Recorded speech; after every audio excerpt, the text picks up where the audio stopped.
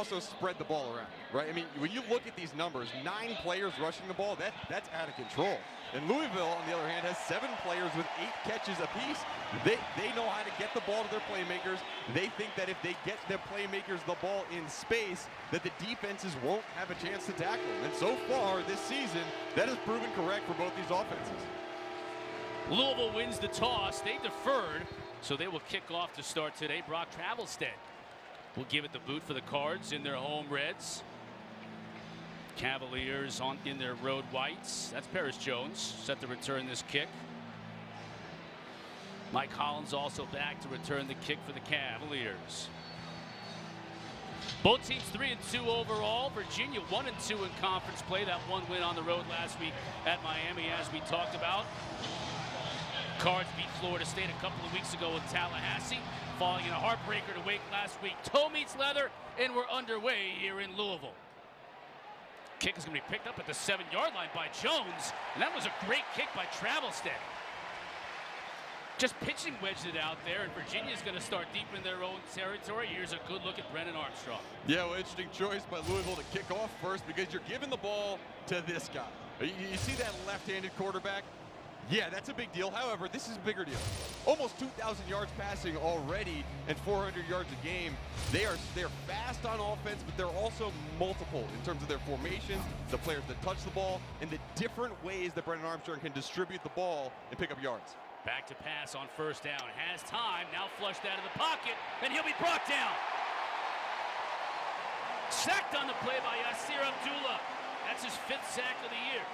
All right, Yasir Abdullah, man, what a way to make a statement early. And we talked about Brennan Armstrong, how he can start fast, and we're kicking the ball off to him to try to stop him and gain momentum for this Louisville team. Well, a sack on that first down, a great way to start off for Louisville defensively.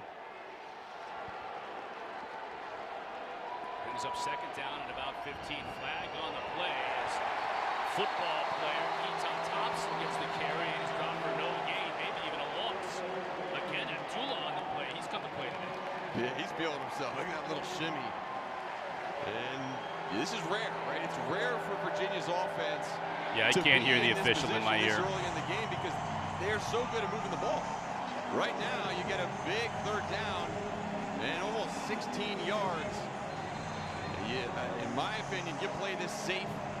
If you're Robert and I, the play caller for Virginia, you don't want to put this ball in danger and create a short field for Louisville. Armstrong to throw. Cards bring just 3, so he's got all day. Has a receiver open. Out of bounds at about the 40, so that's a huge gain. Rashawn Henry, he's their big play specialist. Yeah, Rashawn Henry, man, he was wide open on the corner route. Louisville dropped back, didn't bring pressure this time, and played a cover 2. You see him find that soft spot between the safety and the cornerback, and that's what you have to know, right? If you're playing cover 2 defensively, you need to know the ball's going to go there for a big play. Great job by Armstrong. You see that prowess, finding your receivers, getting them the ball. Armstrong to throw, steps up, over the middle, finds Thompson, complete inside Cardinal territory, another 1st down. Man, Chris, and just like that, right? The offense is stifled. It seemed like you have them backed up. But this is what we talk about in terms of explosion. He's getting the ball out of his hands fast. And this offensive line, backed up as they were, did a great job protecting him. 2 big completions, and now we're into Cardinal territory. Cards bring a little bit of pressure here over the middle. Incomplete. Trying to get it to Thompson again. Defending on the play, it looked like Ontario Cole from the safety spot.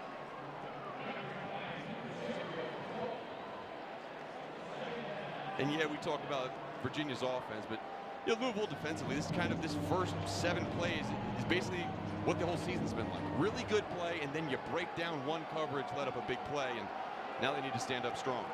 2nd down and 10. Armstrong to throw once again over the middle. Incomplete. Trying to hit to Meek Starling. Pass just a little bit low. 3rd and 10.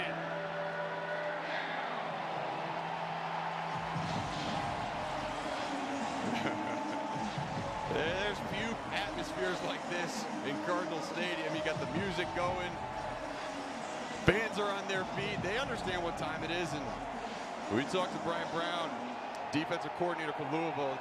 He said he's going to be conservative early, but I've seen pressure. I wouldn't be surprised if he sends more here. Only sends 3. Complete. That's Wicks who gets free inside the 30.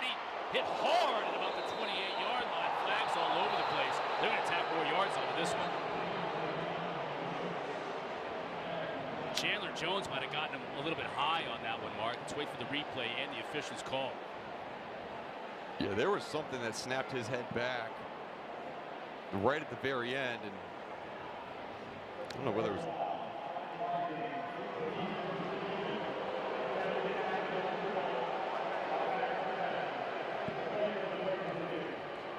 And you see they called, targeting on that play, and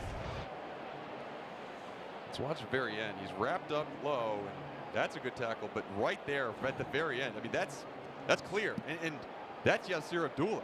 That's number 22. That's a strike with your helmet to another player's helmet. Not a defenseless player because he's running the football. And Abdullah, obviously, first 2 plays of the game had a sack and a TFL. This would be big if it's a loss for this Louisville team. And let's hope everybody's okay. Yeah, Dontavian Wicks walked off under his own powers in the process of doing so. So that is at least a good sign. There he is. Wicks came into this game with 4 straight games with a touchdown catch, 5 on the season. He's been a big play star for them in the passing game. He'll go inside the 10, and we await the word from our replay official, Michael Webster, as to whether this targeting is going to stand. And what they're looking at right now is whether he struck the receiver with the crown of his helmet. You can hit the player with a body part up around the head area if he's not defenseless. However, if you use the crown of your helmet, and the crown of your helmet kind of extends all the way around your forehead to the back of it, so that's what they're going to be looking at. And it obviously was a hit with the helmet, but was there a launch? Was there a lowering of the helmet to get that crown of the helmet involved? And that's going to be the decision that the officials are going to have to make.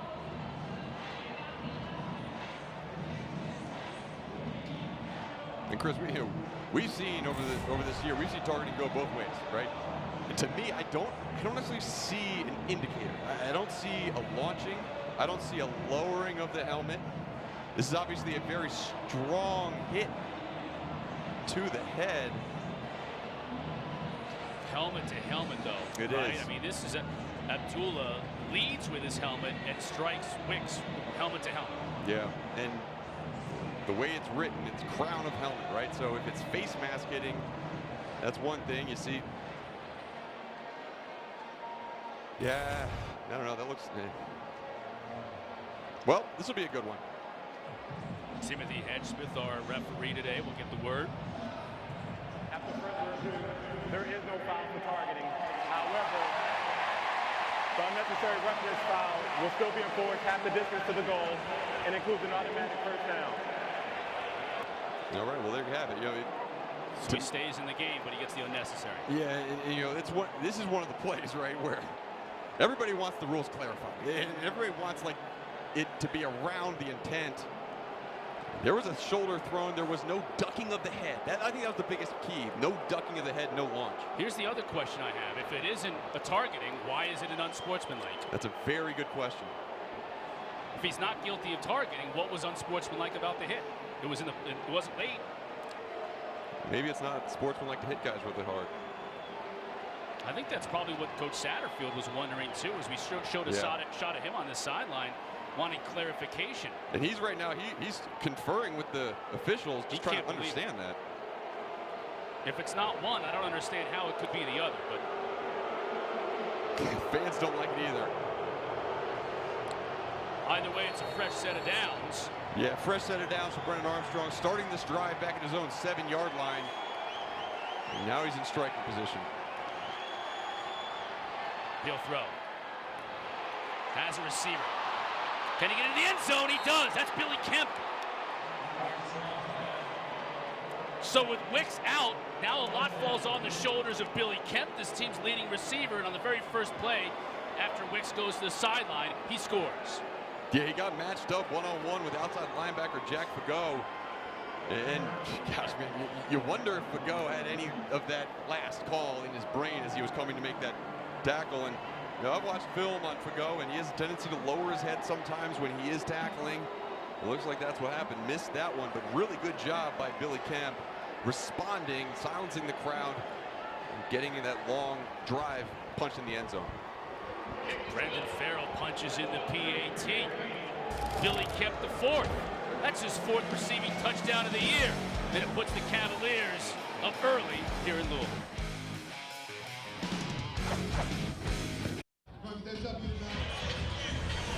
ACC Network College Football is presented by the Eat Fresh Refresh at Subway. One of the coolest tailgating scenes in the ACC here at the Alley. That's brand new. They got the railroad behind us as well here at Louisville. They do it up right. Beautiful day today. Yeah, you just drive into the stadium. There's sports fields, there's tailgating stuff lined up. I mean, you get out of the airport, it's Louisville football all the way to the stadium. Farrell with the kickoff, flag down. Return to about the 23. This is going to be a push in the back, though. Block in the back, rather, and maybe coming back.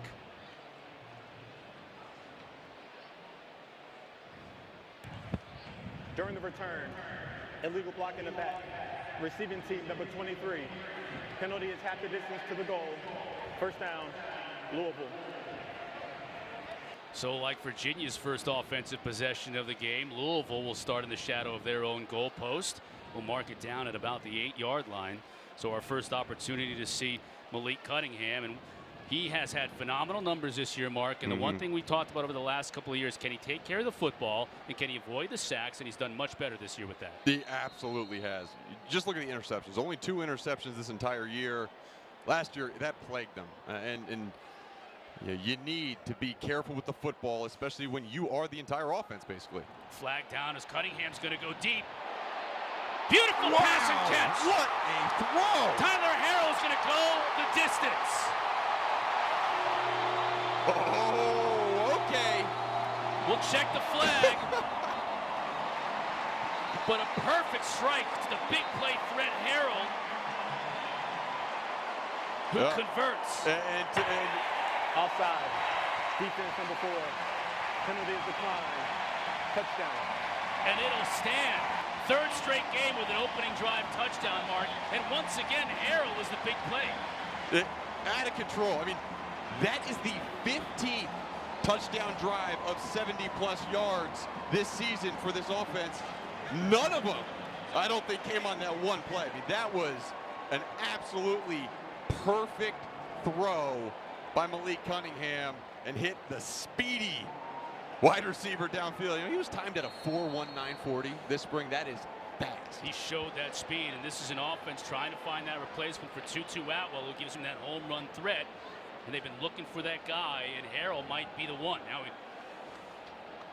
coaches talked about how he's an average pass catcher, but he can fly. So if he improves his ball skills, which he certainly showed on that play, tracked it right in, the ceiling is really high for this. Yeah, well, there's nothing average about this catch, but you see him towards the bottom of the screen. He's just going to run that deep over route, and the safeties are up in the middle. You see him out of that slot position, man-to-man on Devontae Cross, the nickelback, and just, I mean, that's the speed. Devontae Cross is fast. I mean, he was a cornerback, really good high school quarterback. I mean, but that's next level. And the ball was thrown so perfectly with such touch that even an average pass catcher, when you drop the ball right into his hands, that dude will catch it. That's a smile that was earned, that's for sure. Louisville offense coming into this weekend, leading the ACC in time of possession. They're used to getting long drives, 70-plus yard drives, running the football, and that one took about 7 seconds. You think these two teams are hyped up for this game? Hollins muffs it initially, but now trying to get a good return. They're going to mark him down at the 2-yard line. A fair catch signal was given. The ball will be placed at the spot of the recovery. First down, Virginia. And what a turn of events, too. You signal that fair catch. That indicates that the ball is going to be dead. If he had fumbled the football, he catches it, has possession, starts running, then fumbles the football, then it could be recovered and advanced. But when it's muffed, it's wherever you pick the ball back up after a fair catch. And that's at the 2-yard line. So Louisville, their 2 kickoffs in this game have buried the Cavaliers deep in their own territory. Brennan Armstrong was able to get him out of it on that first drive, converting a 3rd and long. But now he's going to get the ball in the shotgun from his own end zone. Give to Hollins. Right side. Gets good yardage, though. Gets out close to the 10. They'll mark him at the 9. Greedy Vance, great name. Greedy Vance was there to make the tackle. Greedy Vance got a great name. He's also an outstanding freshman cornerback for this Louisville team. But great play on first down by UVA. Just understanding, look, we got to get the ball out of our end zone, give Armstrong a little room to work. And looking to move quickly. Armstrong to throw. Trying to find deep to Henry. He's got him. Outside the 40. Vance that time was beaten on the coverage. Yeah, he was beaten, but I'll tell you what, Rashawn Henry made a fantastic catch. A lot of times quarterbacks are going to shy away from throwing that one-on-one ball whenever Greedy Vance or Keytaon Clark are covering on the outside man-to-man because they are such good cornerbacks. But you saw the confidence that Armstrong has. He just threw up a 50-50 ball, and Rashawn Henry made it look more like 80-20. Give to Talapapa. Lowers his shoulder. Powers his way to a gain of 5. Yasir Abdullah on the stop.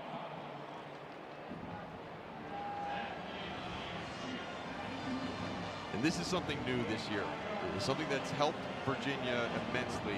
The 2 tailbacks that have been productive. Last year was all Talapapa. This year, with Mike Hollins taking over some of these snaps, they are both fresh as the game continues down to the 4th quarter. Flag down, both sides of the field. Snap infraction. Offense number 55. 5-yard penalty. It's still second down. Wahoo's a move back 5 yards. Jalen on the field. What do you got? We're talking about Brennan Armstrong's confidence and how he'll throw up a 50-50 ball. And we talked to him earlier this year, and he said he's just really gotten to just playing football, gotten back to not putting too much pressure on himself, and that's allowed him to loosen up his game and have that confidence in his teammates. Thank you, JJ. Facing a second down and about 10. Cards bring a little bit of pressure. Receiver got hung up in the middle of the field, and that pass went wanting. Good job by Louisville defensively getting hands on the wide receivers early in their routes. Caused some disruption, and 3rd down.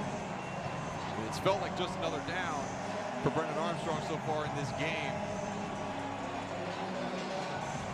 You got big Jelani Woods, the tight end, number 0. You see backed off the ball towards the quarterback's left. Give to Hollins. Nothing doing.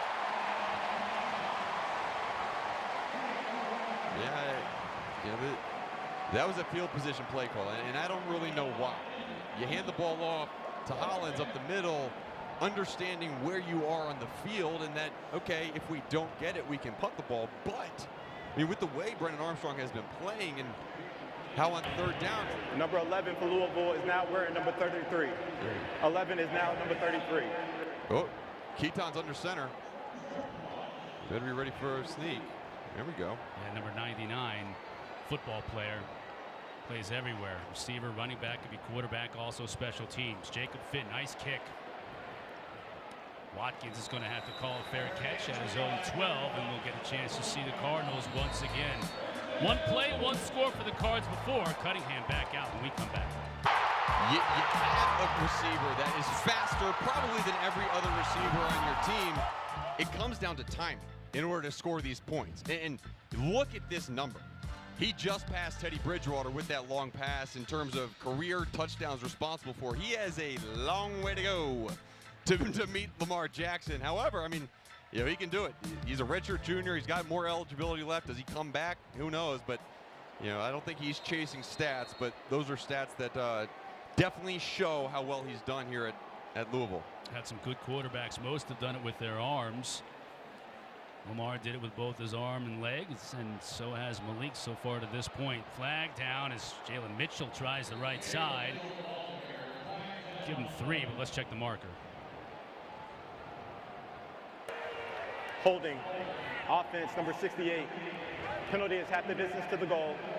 It's still first down. Holding against Michael Gonzalez. You know, this offensive line has done a great job in protecting Malik Cunningham this year. Much better job, but they have been guilty of a lot of penalties. 9 penalties as a team last week in the loss to Wake Forest. A holding call, a block in the back, a couple of costly calls. Yeah, you're exactly right. I mean, last year they were averaging 2.8 sacks per game, which is almost 100th in the country. This year, only 1.4, first in the ACC. You have 4 guys at the top of your screen. That's the screen look. Now Cunningham's going to keep it. Tries to spin out of the defender. Can't do it. Mandy Alonso had an awesome game last weekend against Miami, continuing that here in Louisville. Yeah, Mandy Alonso. He had a great game last week. You see him on the left side of your screen working on the double team and taking up those 2 blocks. That allows Anthony Johnson, the cornerback, to come in and make a play. Anthony Johnson transferred from Louisville to Virginia, so he knows this offense well. Good play. And brings up second and very long. This is, gosh, man, you got to get a little bit of this back. Look for a quick pass or maybe a run. Yeah, being careful is the name of the game here. Cunningham will try and get some of it back and maybe gets a yard. So being very conservative in this defense here for Virginia, kind of licking their chops right now. Elliott Brown on the stop, but they know what's coming. Yeah, they do. They know what's coming, and they've obviously been keyed in to number 3 the entire week of practice. Yeah, Elliott Brown, he's a senior, didn't play last year because he was injured in preseason, but he's a guy they really like on that edge. Good job of staying home, and now 3rd and so long. You just want to give your punter some room right now to get the ball and try to get it past, the opposite 40. Got to get it out to the 22 if they want to convert. Cunningham connects with a receiver. They're close. I think they're going to be just a little bit shy. Watkins, the hometown kid, makes the catch. But I think they may be a yard short of that marker to gain. They are, and it looks like they're going to punt.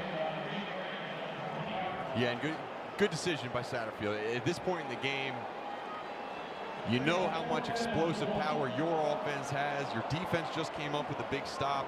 You know Virginia's playing a field position game after that last 3rd down call. Okay, let's get back into that position game, punt the ball away, give our defense another fighting chance. Mark Bassett played us in a long line of Australian punters in college football, and he lowers the boom on this one. Driving Kemp all the way back to his own 22. Gets what he can in the return game out to about the 34. And Virginia's offense will come back out on the field. Talk about Malik Cunningham going up the record books. How about Brennan Armstrong, also just a junior? I mean, look at this. Through 5 games, there's almost 2,000 passing yards. Bryce Perkins, he's on pace to pass Bryce Perkins in almost every category. Look at touchdowns responsible for, total offense. Bryce Perkins is that far. He was set at Virginia not too long ago. And Brennan Armstrong not doing it as much on the ground and all through the air, and so dynamic. Look at what he's done today. Unbelievable. Had 3 TDRs in the win they had last year in Charlottesville against Louisville. 2 on the ground and 1 through the air, as here he tries to get it out to the outside and allow Keytaon Thompson to make something happen. And a good pickup on 1st down, 7 yards before Jack Fagot brings him down. All right, let me just talk about that last play. It seems like just a regular wide receiver screen, but Brennan Armstrong has the arm and the ability to throw it from the opposite hash to outside the numbers. We talked to their offensive coach that quarterbacks cannot do that nowadays. They don't have strong enough arms. You saw Brennan Armstrong zip it out there. Great pickup. Talapapa in motion to empty the backfield. Armstrong surveys the field. Hits a receiver for a 1st down. Send it down to Jalen on the field. News on the Virginia sideline. Dontavian Wicks, his helmet has been taken from him, and he will not return to this game, guys. Yeah, here's the play where Wicks got hurt on the 1st drive for Virginia. So they've taken his helmet away. We won't see Dontavian Wicks for the rest of the afternoon, but that pass right there was the 5th different receiver to catch a ball from Armstrong, just continuing what they do. Now pressure comes up the middle, but it's picked up. Henry with a nice catch. at the 20-yard line. He had to reach over to the other side of his body, and he brought it in. That's 2 times already in this game. Rashawn Henry has got the best of the one-on-one matchup. Good move early in the down on Keytaon Clark, probably the best cornerback on Louisville's team, just got lazy in his footwork. And Rashawn Henry spun him around, came down with a big catch. That's twice already versus these cornerbacks that are so good. 34 yards on that one. Henry again. Inside the 10, 1st and goal for Virginia. It really doesn't seem like number 5, Brennan Armstrong, cares who he's throwing the ball to. He just sees a white jersey and he's throwing it out there. He's got confidence in these guys to come up with catches. Rashawn Henry, only 14 catches on the season. He has been a big focus so far in this game. Yeah, he's going to have to make more today. And he's one-on-one. This could be a good opportunity to throw it up to him. Instead, it's Kemp. Little push pass. He can't get through the defense, though. Nice job defending on the play. Fago and Diaby in on the stop. Good stop by Diaby. He's a guy, grad transfer from Georgia Military College. Came in, really made a difference last year for this team.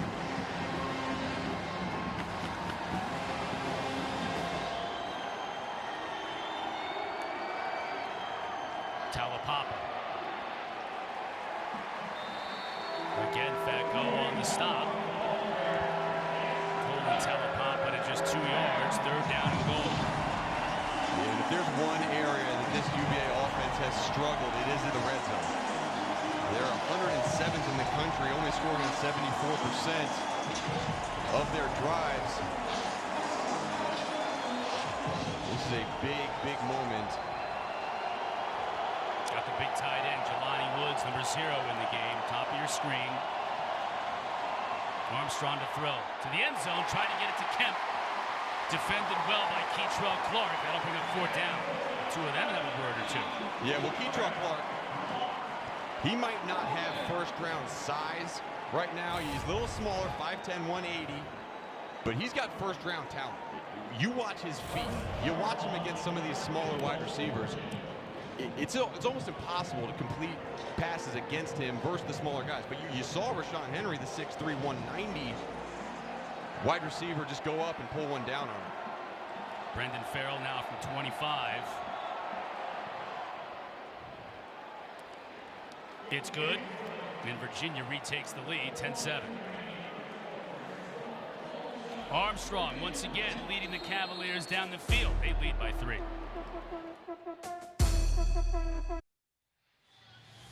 Beautiful shot coming from the Indiana side across the Ohio River. KFC Yum Center there in downtown Louisville. Cardinals trailing the Wahoos 10-7. Getting to the 4-minute mark of this 1st quarter. Hassan Hall back to return this kick after a field goal by Virginia gave them the lead back. Brendan Farrell, who knocked that field goal through. Back up to kick off. This one's going to be deep and over Hall's head. It'll be a touchback. Coming up at 7:30 Eastern, we're going to cap off our day here on the ACC Network with our primetime matchup. Presented by Geico, number 14 Notre Dame in Blacksburg, taking on Virginia Tech. There's the Frank Beamer statue right there outside of Lane Stadium. You know, Notre Dame has won 35 straight games versus unranked opponents. Their last loss, Virginia Tech, back in 2016. And you and I both know, done a lot of games there at Lane Stadium. That place gets rocking, especially at night. Oh, forget about it. I remember when I was at Boston College, we played a night game there on Thursday night, and rain had stopped. Crowd was jumping. The water pellets were bouncing off the turf. It was so loud. Another wide open receiver. That's Watkins. How does he get this open?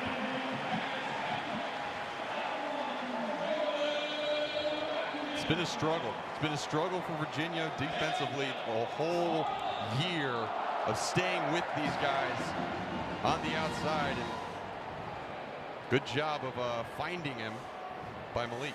You're in my ear. Travion Cooley leaps into the line and gets about 3 yards. This true freshman they're really excited about. Yeah, and every single running back on this Louisville team has something a little bit different. Jalen Mitchell's the power back, Hassan Hall is a speedy back, Maurice Berkeley's kind of in for third down protection, but they said Trevion Cooley, he has a little of everything. And they think he could be the future in the backfield for this Louisville offense. Second down and about 6. Cunningham to throw. That's his receiver. That's Ford, the tight end slash H-back. He'll line up all over the field offensively. His 24th catch of the season. Third down, Louisville's going fast, not letting UVA substitute. And that's going to come up just a bit short. Elliott Brown and Noah Taylor from their linebacker spots coming up and dropping Cooley. And he'll be well short. Fourth down. It looks like the Cards are going to go for it. They almost got big number 76 Jordan Redmond to jump off sides. That may be the end game here. Yeah, I think they got confidence in Malik to snap this ball, to make a good decision. They are 6 of 11 on fourth down on the season, and they're going to go for it here. Cunningham back to pass. Has time, he steps up into the pocket. Now he'll look to run, gets a block on the edge. Flag down, Cunningham gets open. Got loose and got down to about the 20-yard line. I think he may have seen the laundry and thought that might be coming back anyways. Let's see, though. And if body language indicates anything, you got number 8, Tyler Harrell, in the middle of the field with his hands on his hips. Defense, number 11. 10-yard penalty is added to the end of the play. First down. Yeah, they got Josh Johnson. It looked like maybe, or I should say, I'm sorry about that. Yeah, Josh Johnson on the outside. And this is why you feel comfortable going for it on fourth down. You got a guy in number 3 who can just make things happen. And he thought that the flag was against his own team. And I think a couple of the guys on the Louisville team thought it was on them as well, because there was an obvious head roll and just walk out of bounds by Malik. But either way, you get a big gain on that fourth down.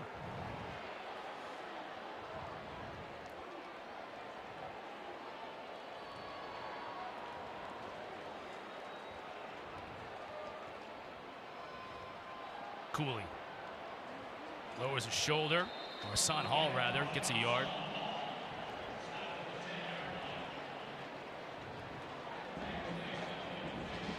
And you saw what Malik can do, right? You saw what he can do on the ground. You saw he was starting to direct traffic.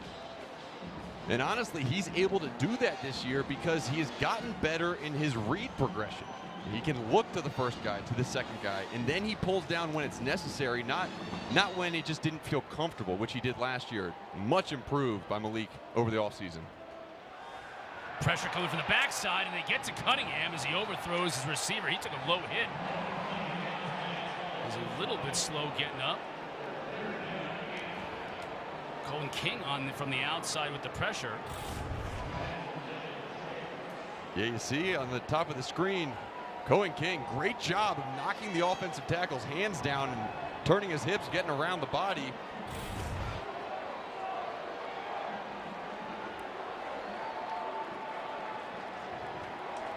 Third down and 8 for the Cardinals.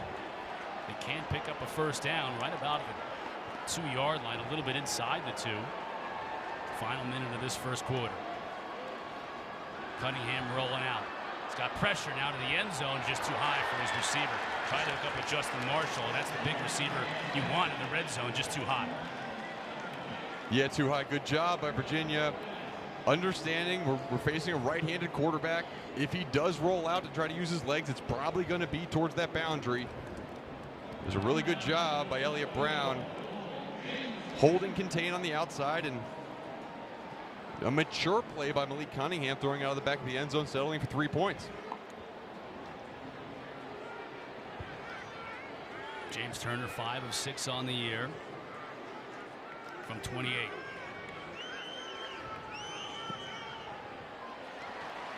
And Turner is true.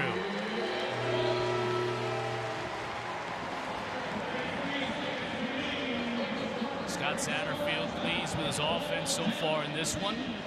Another drive unfortunately stalls in the red zone, and that has been an unfortunate occurrence, or not a rare occurrence, I should say. They've been great in the red zone. Louisville has all year in terms of scoring touchdowns. Mark, coming in, they were 14 of 18 in scoring touchdowns in the red zone. Yeah, no, they've been fantastic at scoring points. Not only just points, but as you mentioned, touchdowns. And that's what separates you from the rest of the pack. Yeah, a lot of people can get field goals. Yes, you need to make the field goals, but when you can put up 6, 7 points on those drives when you sniff that end zone, it builds confidence not only in your offense that you can do it, but in your entire team that, look, if we get in that position, we can capitalize either way. Points on the board, tie game, and this first quarter, man, it's been explosive. It's been fun to watch. Brock Travelstead to kick off. Kemp will just fair catch it in the end zone for the touchback. Time now for our food line, food for thought. Yeah, and when you look at what Virginia's been able to do offensively, especially in the passing game, they are so proficient and so excellent at it. And then on the other side of the ball, Louisville, we've already seen the big plays, and it's been the big plays that have hurt them, which puts them all the way down towards the bottom of college football in terms of passes defended. They have the players, they have good defenses called, but there a lot of times they're just lapses. Whether it's they're outmatched in terms of size difference, or they're just not deep enough in their coverage lanes. It's hurt them. It's hurt them so far in this game. Armstrong to throw. What else is new? Has time. Finds Kemp coming back to the ball. That is a typical Billy Kemp reception right there. 6 yards. It's almost like a run on first down. Give you positive yards, stay ahead of the chains. I love that matchup. Billy Kemp versus Keytaon Clark. Two fantastic short area quickness guys. Kemp got the best of that one. Now you got him stacked here on the near side. Talapapa's going to run it. Crashes into the line, still on his feet before being brought down. 3rd down and 2, and we'll have to try that one when we switch sides. Of the first quarter. Entertaining first quarter. Billy Kemp got a start with the score. Cards came back. We're all knotted up at 10 apiece.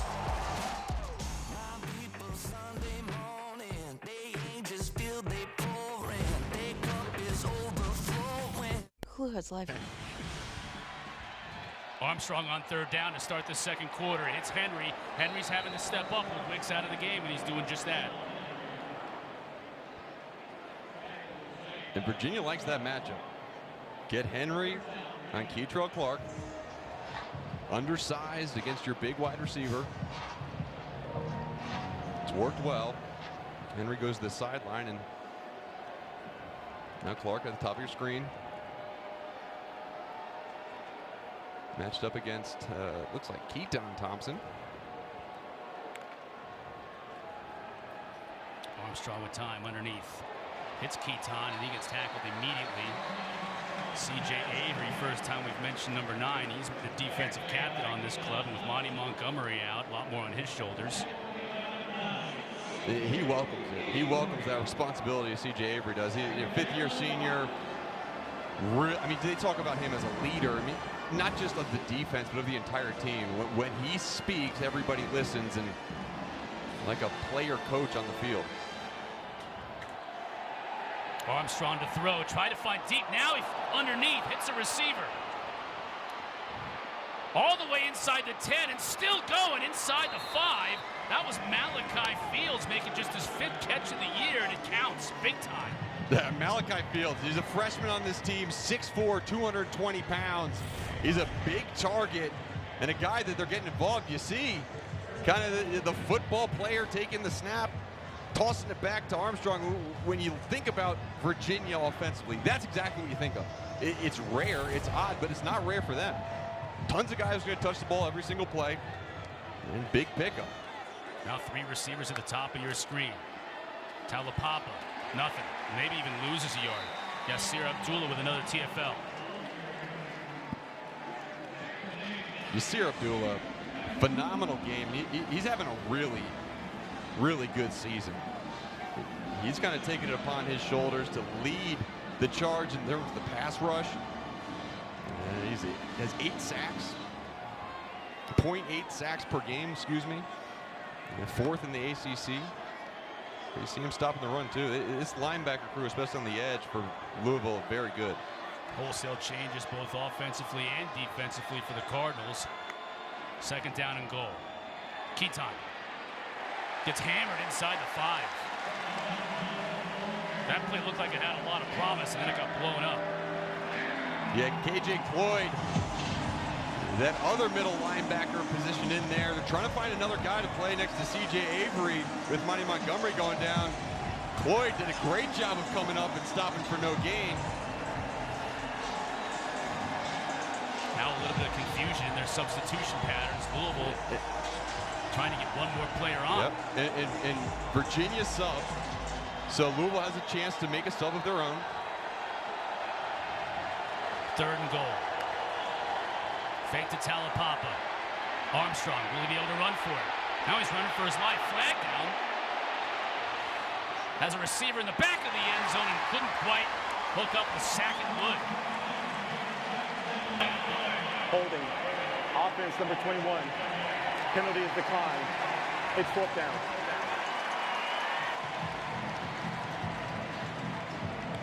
What a defensive stand for Louisville. Again, UVA gets down there right in scoring range and unable to come away with a touchdown.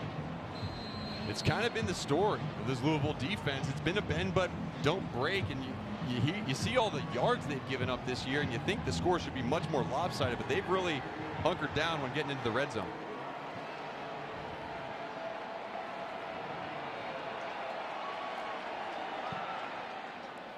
Farrell good from 22 yards. Another big line, and most of them were just sort of staying on the 5. This one here closest to us got the win. I don't know if she ever made it to the goal line, but she got about 3 yards. Yeah, Mom had strategized, had understood, look, goldfish are going to lead the kid right to me. Did a little trail of goldfish, and that worked. Worked for a little while. Touchback, Cards will take over. 5 yards for them, though, is like, I was thinking it's like 95 yards for me, but it would probably be even easier for them to go 5. 95 is a long way for me to walk or crawl. Yeah. Yeah, that 95 yards. I mean, that's. There's the hairdo. I've seen the way you've done cardio, and it kind of looks like that, to be honest. Yeah, that is my cardio. Yeah, so that's pretty much a combination of the two of us. It's your cardio level, and that's my hairdo. And look at that. Good high bridge. Let's get back to. No, let's not. No, let's get back to football. Fresh set of downs here on this drive for the Cardinals. Cooley trying to bounce it outside. Good pursuit by that Cavalier defense, though. Nothing doing. Nick Jackson, junior out of Atlanta, leading the charge.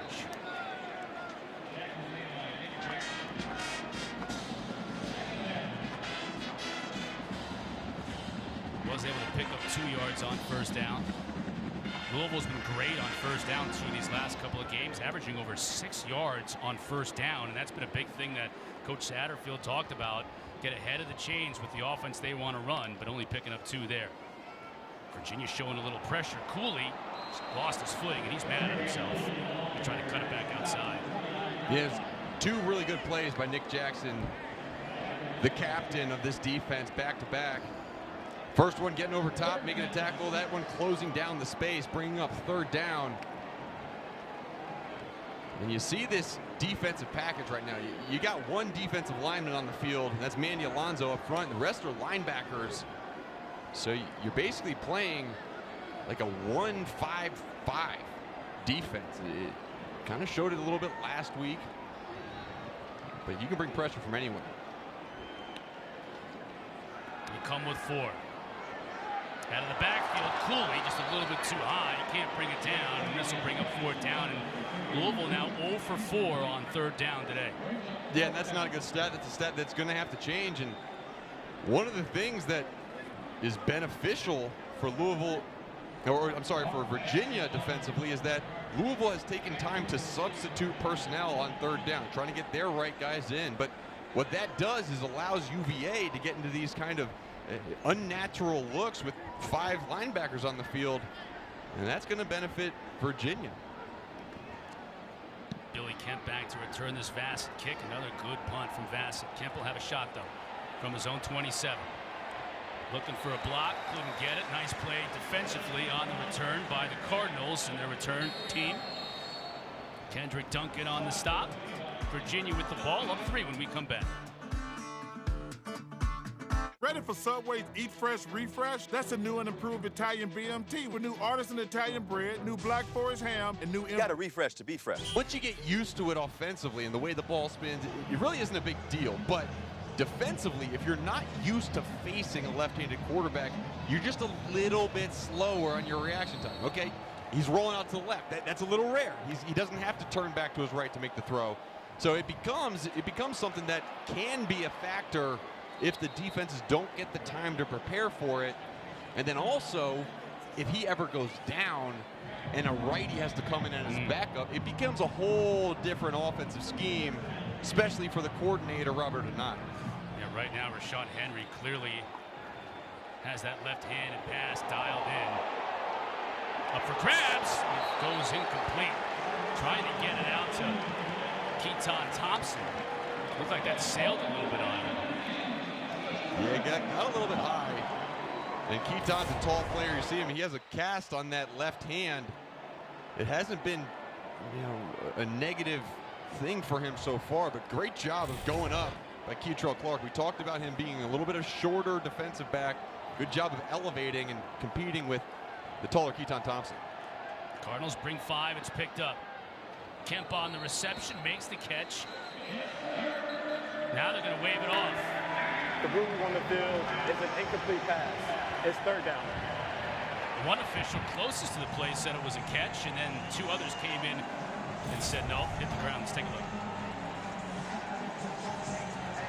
Yeah, the way the line judge saw it from the sideline, it looked like a catch, but the umpire, who is right at midfield, The previous play is under further review. came in and signaled it as incomplete. But you talk about Billy Kemp. I mean, did you see the way he worked back to the football? You always talk about getting friendly to the quarterback. He does that really, really well. We'll have the ruling when we come back. Ruling on the field is incomplete. Replay official taking a look at it.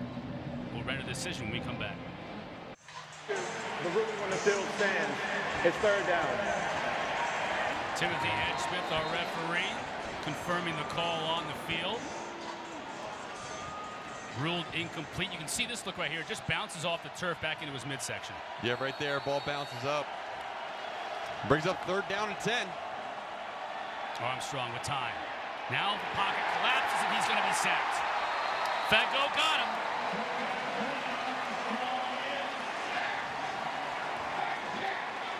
And Jack Fago moved from safety back down to outside linebacker this offseason. And it's really fit him well. He's done a good job on his pressures. Last week he had a sack, first sack of his career, and now he backs that up with another one.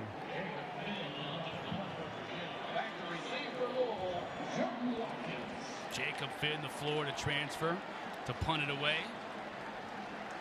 Jordan Watkins to receive this kick.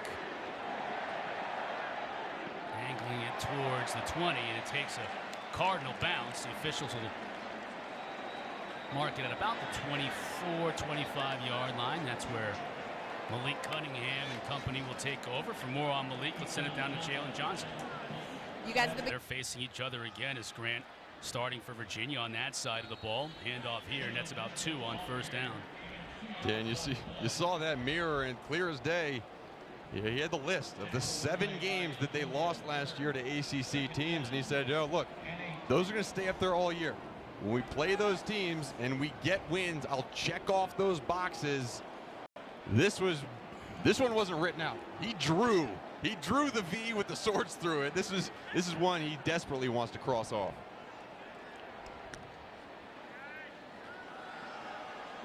Give to Mitchell. Show replay high end zone.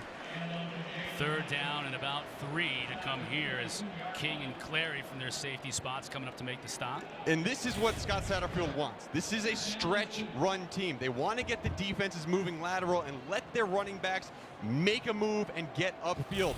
That's something they have not been able to do as much this season without the Javion Hawkins in the backfield. Good job picking that up. Sets up play action later in the game. They also haven't been able to convert a third down yet today. Will they be able to do it on this play? Marshawn Ford looks like he was able to convert. Yeah, Marshawn Ford, anytime you need 2-3 yards, he's so reliable around the line of scrimmage. He's become really the leading tight end in the ACC.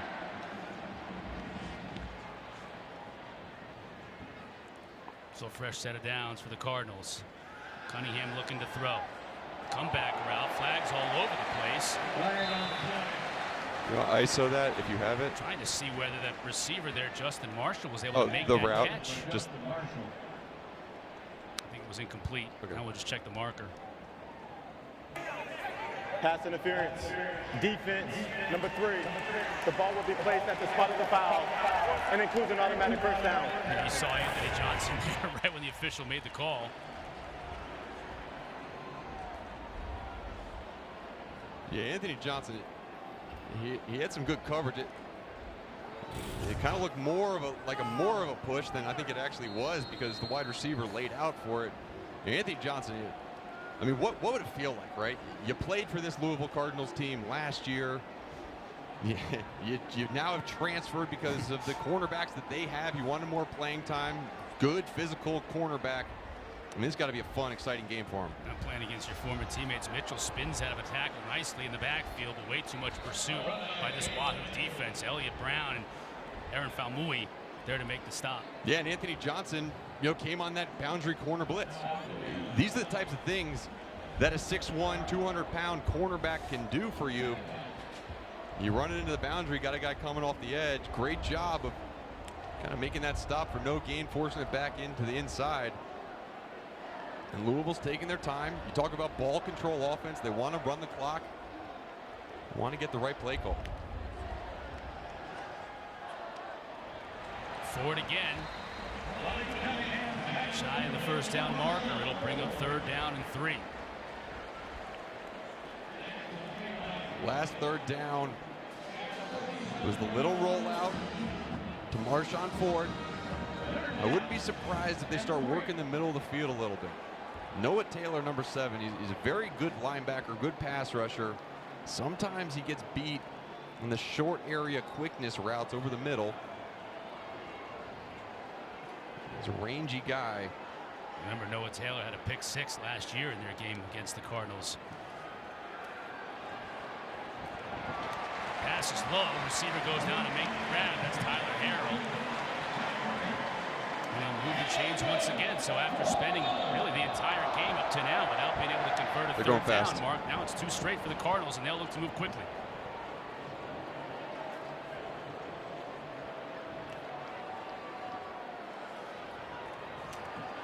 Boy, you could hear that smack. I know you love that. Antonio Clary, number 14. Antonio Clary, I have written down on my page, good run fits, could be a starter. He had a big game last year versus them with 7 tackles. He is a starter today because Joey Blunt, the normal Sabre position starter, he's out for this game, and Clary stepped in. I mean, that was a form tackle. That mouth guard popped out, rolled downfield about 5 yards. That was a big hit. Just sounded nice. It did sound nice. Yeah, he got that smack of the pads. 2nd and 6. Cunningham to throw. Flushed out of the pocket. Now we'll just have to chuck it away. Late flag behind the play, too.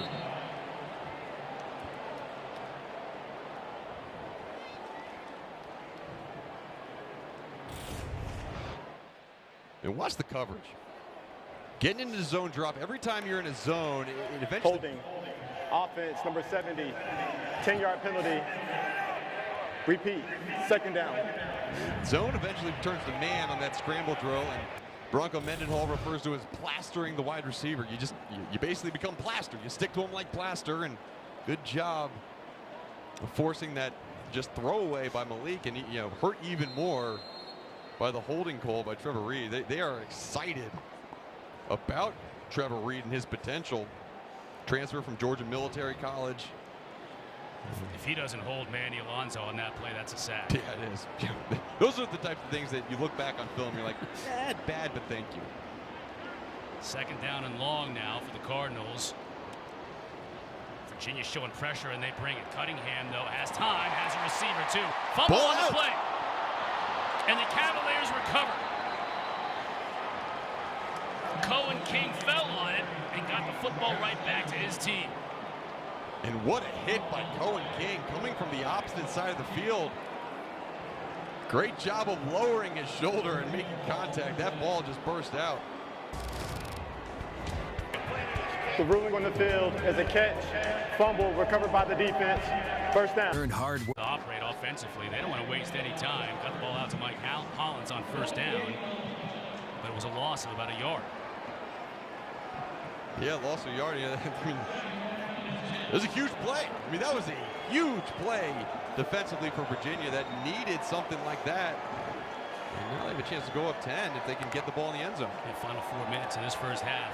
Armstrong over the middle, just off the hands. Keytaon Thompson there. That was not the throw that you want your quarterback making in that situation. A little late, over the middle, high. That leads to interceptions. However, they got lucky.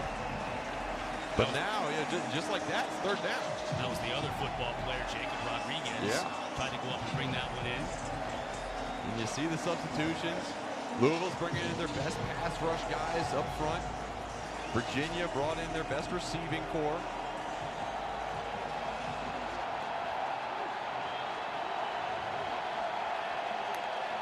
Third and 11. Cardinals spying, and they bring 4. Oh, flag comes down. And Greedy Vance can't believe it. Greedy Vance got a little hip bump. I thought you were going to say he got a little green. Pass interference, defense number 21. The ball will be placed at the spot foul. The ball will be placed at the spot of the foul. First down. I mean, you set yourself up so beautifully for that. He did. He was trying to get greedy and make it, but you see the little hip check right there. I mean, so that's a good call. The ball was not in range of catching it quite yet. He wasn't going for the ball. That's one that, because there was no one around, they're going to throw that flag. But those are the types of things that you like to see from your quarterback, because he's playing a contested ball versus a bigger wide receiver. But it was a good call by the officials and going to lead to a first down. The fans here watching it on the Jumbotron don't like the call, but I think they're looking at the point where the ball gets to the receiver and not 2 or 3 steps before. That's exactly right. And that little bump, I mean, that can throw off just the timing of the route. And I think it's a good read. Good read by Brennan Armstrong, understanding the size mismatch of your football player, Keytaon Thompson, coming over the middle. You see right here, a Louisville offensive lineman, it looks like, is down on the ground, checking his knee. That's Yasir Abdullah. Oh. And look who's checking on him. The quarterback, Malik Cunningham, out on the field. Not even, you know, that's a defensive player, and the quarterback, your team leader, Malik Cunningham, is out there on one knee. We'll take a quick break. Virginia up 3 here in the second quarter. Are you ready to meet the new class of Subway's Eat Fresh Refresh? The new Baja Steak and Jack, new Abdullah, we'll see him here clipped by his own teammate. A couple of hip checks on that play. One on the interference and one on Abdullah. Now, he was able to walk off, as you see, under his own power, but clearly favoring one leg as he went into the 10. First down for Virginia. Now we get a whistle, and it was an odd whistle. It looked like Armstrong looked back at the official, and he heard a whistle, and the official said, "I didn't blow my whistle." These boos haven't stopped. The ball was snapped before the ball was made ready for play. It's still first down. Oh, interesting. False start on that play. They're basically saying that they never signaled that the play could start yet, and then the ball was snapped. So there's not going to be a penalty infraction. It's going to stay first down. But these Boo Birds, they've been out the entire time we were playing. Mad about that pass interference call. Now we're ready to go. Keytaon. That'll get Crowd going from boos to cheers as he gets dropped in the backfield. Nick Okeke came off the edge. He's Yasir Abdullah's backup. And, Yasir Abdullah has been having a phenomenal game. And Nick Okeke, he's been in, just not as experienced up there. Hasn't had as many times playing, but his first game he ever started was last year versus UVA. That'd be a pretty good game. 2nd and 11. Over the middle. That's Rodriguez. Still on his feet. Working for extra yardage. Great effort play by Rodriguez to get about 2 more yards. Huge pickup on 2nd down for Brennan Armstrong. He's gotten so much more comfortable throwing the ball over the middle of the field this year. A lot to do with the size of the wide receivers. Got some tall guys, including Rodriguez. And sets up 3rd and 3, 3rd and 4. And they got the whole playbook open.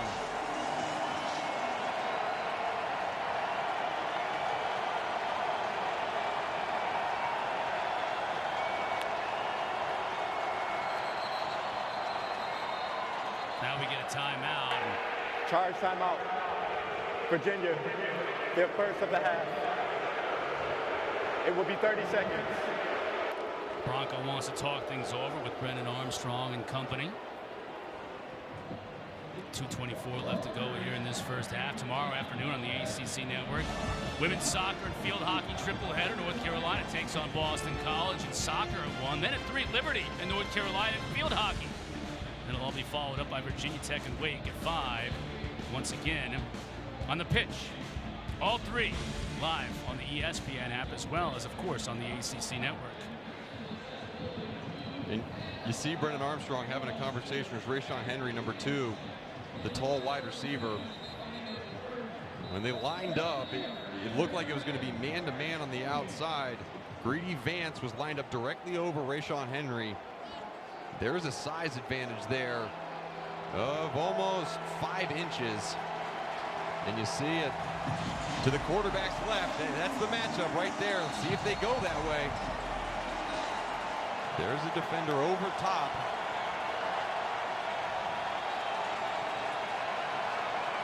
Now Armstrong changing the play. This crowd has gotten into it here over the last couple of minutes. 3rd and 3. Armstrong to throw. Has Henry. Completes for the first down. And they saw that matchup, and they understood there was a size differential. Now, Louisville saw that matchup too, and they decided, okay, we're going to play off and allow Greedy Vance to just drive down on the throw, but perfect timing cannot be stopped in that type of situation. You have a free release out route by a wide receiver, and the ball was delivered exactly when it should be by Brennan Armstrong. And that's how you get that first down. 7 catches for 139 yards on the day for Henry. Now Holland's in motion out of the backfield. Kemp makes the catch, gets about 7 on first down. Under 2 minutes to play in this first half, clock running.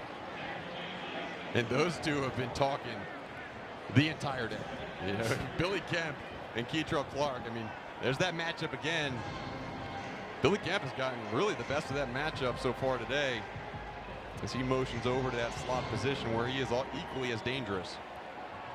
2 timeouts on the board for Virginia. Hollins gets what he can, but it isn't much. It'll bring up 3rd down. Tiberius Peterson, big number 29 up front, just squashed the running back. Charge timeout. Louisville, their first of the half. Now it will be 30 seconds. Louisville wants to call a timeout to preserve the clock if they can stop Virginia here on 3rd Please down. set the game clock to 1 minute, 18 seconds. 1:18. Thank you. Coming up on our State Farm halftime report, we'll recap our first half here, which started out to be a wild first half. Both these teams have settled in a little bit, maybe playing a little more defense than we expected from the onset. Wake Forest trying to stay unbeaten, and we'll preview Notre Dame and Virginia Tech. That's our primetime matchup presented by Geico tonight here on the ACC Network. It's all coming up on our State Farm halftime report. And this is a big 3rd down play for Virginia. If you remember back at the beginning of the game, Louisville deferred, so they'll get the ball to start the second half. And if Virginia's unable to capitalize on that turnover by Louisville on this play, really, because you got to convert here to set up a field goal. That's a little bit easier, but this is huge for both teams. 3rd down and 2. Armstrong will look. Actually, that's Rodriguez who got plowed. Goodness! Rodriguez took the snap under center and got absolutely hammered. Quinterio Cole came up from that safety position. Charge timeout. Louisville. Absolutely. Their second of the half. Made Rodriguez explode. I mean, that. Boom! That's Please how set you the game lower clock your shoulder. to 1 minute, 14 seconds. Step with that foot. 1-1-4, please. Picture perfect tackle. And now it's going to bring up a 4th and 1. Thank you. Where this stadium is going to be rocking if they see number 5, Brennan Armstrong, trot onto the field and try to convert this one. Man, Quinterio Cole last week had his first interception as a member of the Cardinals. Transferred in from Alcorn State, where he had a lot of success. 8 career interceptions there. Still learning how to play at this level. Well, that was a big-time tackle at any level. Well, for the past 2 years, Brian Brown, defensive coordinator, said we need better play from our safeties in big moments. Quinterio Cole responded. That was a huge, huge play. And it looks like Bronco's going to send the offense back out there on 4th down and 1. You got a mixture, right? I don't know what he's going to do, because you have a couple guys on the defensive side of the ball walking out there who maybe are on a field goal team. But you never know with Bronco. No, you don't. You could run a play with half the team on the field being defensive players. Yeah. Charge timeout. Virginia, their second of the half. It will be 30 seconds. Of note, Justin Dunkel, who started the year as Virginia's top field goal kicker, is banged up a little bit. Now they've gone with Brendan Farrell, who's been outstanding. He's been perfect last week and this week so far today, but he isn't their number 1 guy. He has a season long of 43, so he's got a leg. This would be about a 45-yard kick from here. Yeah, and he talked to the media after last week, where he came out of the woodwork and played really well. He said, "I love pressure situations. He plays the best under pressure. He's a 2 handicap in golf. He loves pressure situations, but this is now Armstrong's back on the field, so there's a change in the decision making. You gotta listen to the snap count on the defensive line. We talked about putting earmuffs on. Put your earmuffs on, pretend like you can't hear anything, watch the football, and don't give him a free first down. Talapapa, flag down. He'll pick up the first down on his own and then some, and another flag coming in. Ooh, that late flag will be interesting to see what that is, because the first flag was in the area of maybe illegal formation. And it looks like the second flag was holding. There are multiple fouls on the offense. Illegal formation. Penalty is declined. Holding. Number 70. 10-yard penalty. Repeat 4th down. That holding call against Bobby Haskins, that's going to move him back 10 yards, and that's going to force Bronco Mendenhall's hand here. You see on the left side of the screen, number 70. I don't know, Mark, that's a tough call, isn't it? It is. The defender is kind of going low, trying to get penetration, and really all Bobby Haskins did was just lay on him, but it was called. Big play. And now, I mean, you talk about pressure situations. Here you go, Brendan Farrell. Yeah, that 2 handicap in golf, break out the driver. You got it, buddy. 55 yards.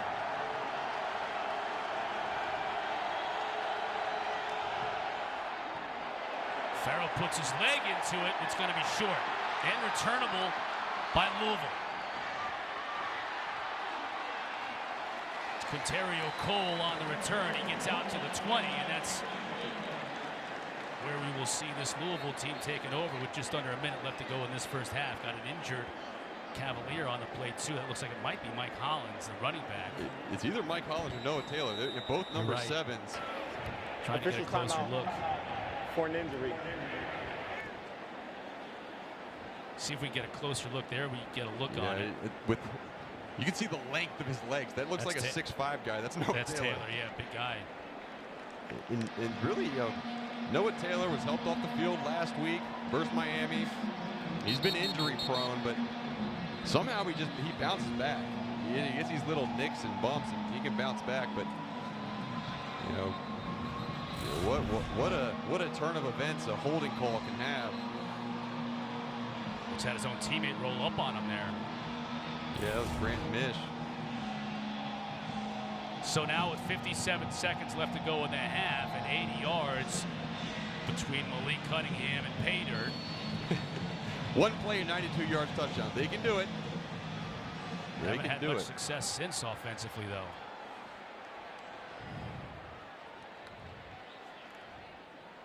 Being conservative at first. Cooley met at the line of scrimmage and driven back. Manny Alonso has been living in that Louisville backfield today. Fantastic play by Manny Alonso. Only 3 defensive linemen up front, 6-man box for Virginia, but Manny Alonso, he never stops. He's never going to stop on a play, and with that cutback, he was all over it. Louisville being very conservative here. Cunningham flushed. Over the middle, that's a receiver wide open. 40, down to the 45. That was Harrell. Check that. That was Amari Huggins-Bruce. Freshman out of Dillon, South Carolina. His first catch of the day. Cunningham spikes it with 22 seconds left. They've got 1 timeout on the board.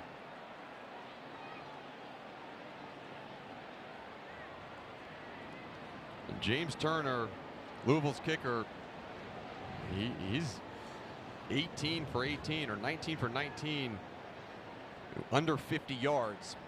So you got to imagine that 49-yard field goal like that. That's where you need to get to.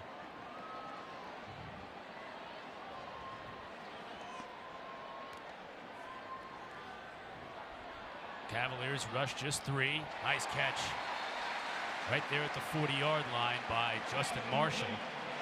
That's a 57-yarder from here. Once again, Cunningham spikes it with 15 seconds left. Very composed on this 1-minute drive, this 1-minute offense that Louisville's had to put into place here. And Virginia and Nick Howell, the defensive coordinator, has yet to send pressure on this drive. He's just basically rushed 3 and dropped everyone else back into coverage and just allowing time for Malik Cunningham to find his receiver in the open zone window. Now they're bringing pressure, it looks like, more guys around the line of scrimmage. Yeah, Taylor's back in there, number 7. He backs off over the middle, defended well. Now the crowd wanted a call. The crowd wanted a call on Devontae Cross to make up for that interference earlier that was called against them. Yeah, and the officials coming in saying the ball was tipped at the line of scrimmage, which would nullify any sort of illegal contact downfield. Let's see if that ball is tipped at all. Yeah, it is. It is tipped by Nick Jackson, who was coming on the pressure up the middle. So, understandably, the crowd, maybe not seeing that tip, was calling for a pass interference. Marshall Ford shaking up on the play, too. He limped off under his own power. 9 seconds left. They do have 1 timeout remaining. Need 8 yards. Now Virginia's coming with pressure. They get the 8 yards and maybe more. Down goes Harrell, and they'll call a timeout. Check that again. It's Huggins-Bruce. Charge timeout. Louisville, the 3rd and final of the half. It will be 30 seconds. Well, now the very reliable James Turner will come on to try and convert a field goal here, and that was almost picture perfect in terms of what you wanted Malik Cunningham to do. That wouldn't have happened last year. Quite honestly, Malik Cunningham would not have conducted that drive, because the knock on him last year was, okay, rush 3. Keep everyone back in coverage. He won't be able to go through his route progressions. You saw on that drive, I mean, he hit guys on those dig routes. Those are the 2nd, 3rd guys in the route progression. And Malik Cunningham, when you talk about guys really understanding your weaknesses and working on them in the offseason and having them show up on the field, this drive is a perfect example, setting up James Turner for a very makeable field goal. We mentioned he's 100% from inside of 50 in his career. His only miss on the year coming in was a 50-yarder last week.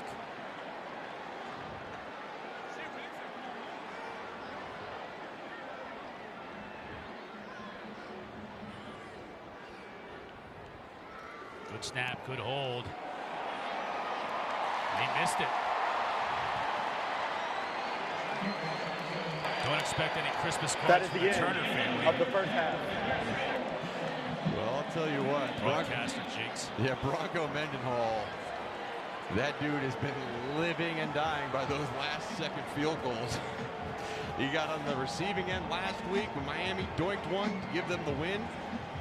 And after a miss by his kicker, he got helped out by a rare miss from James Turner, but efficient drive by Louisville, moving the ball downfield. Just pushes it, starts off right, stays right. Yeah, and all kinds of length on it. We've seen that before, haven't we? Yep. The one fist in the air after the win last week, and that defiant look on his face behind the sunglasses. Restless crowd here today as they watch their Cardinals go into the lock. Louisville. Fans enjoyed that first half. They'll enjoy it a lot more if their Cardinals can come back and get the W, down 13-10 to the Virginia Cavaliers. Chris Cotter and Mark Hertzlich here in Cardinals Stadium. It was tough for Virginia early. Dontavian Wicks, their leading receiver coming into this game as far as big plays and touchdowns, goes down early, but they never skipped a beat. No, it's because Rashawn Henry has really stepped up at that outside big wide receiver spot. He has 7 targets for 7 receptions. And you see right here, this is the injury. Right? It was the targeting call that was reversed, but it's almost impossible without making a noise or watching. But Rashawn Henry, he stepped up, and he's done it in ways where he's either wide open or he's working against much undersized defensive backs. Both corners for Louisville are 5'10", and just unable to stay with the 6'3", 190-pound Rashawn Henry. 139 yards so far in this game, and he has come up with big catches on big third downs. Our Subway refresh, game refresh, as we look at our first half stats rather.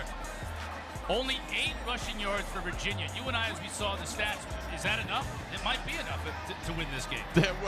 Well, the way that Brennan Armstrong plays and the way their wide receivers play, they substitute their run game for some short passes, but that's not enough, right?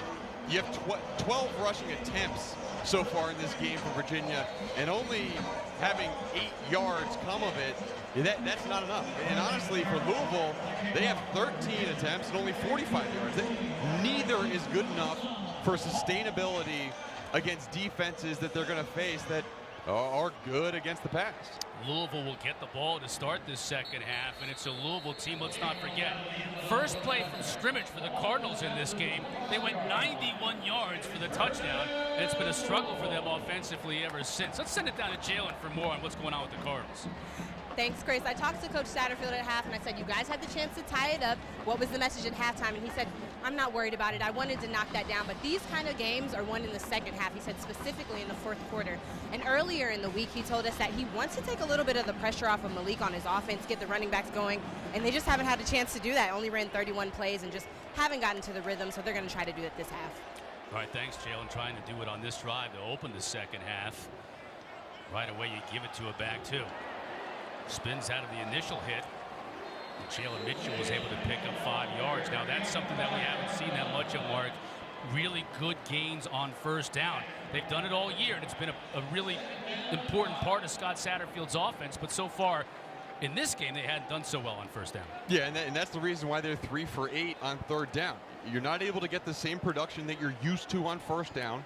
It brings up second downs that are tougher to get. This right here, starting off the half with a 5-yard pickup on first down, that's more like what we're used to seeing from Louisville. Malik to throw. Has his receiver, Watkins. Kid from Louisville. Makes the catch. Ventral Cypress is there to bring him out of bounds, but not before they move the chain. So a positive start offensively to the second half for the Cardinals. Yeah, and something to watch, right? Both these teams go in different directions in the second half and later in the game. Virginia has not played as well in the second half of games and fell apart a little bit, especially towards the end of that game last week versus Miami. Let Miami back in the game. The Cardinals, on the other hand, they fought back against Wake and have been playing better football in the second half. So you have a team in the Cardinals who they're offensively and defensively starting to pick up their play, and then UVA is kind of on the opposite side of that spectrum. So we will see if that holds true throughout this second half and as we get into the fourth quarter. Minimal pickup on first down that time from Jalen Mitchell.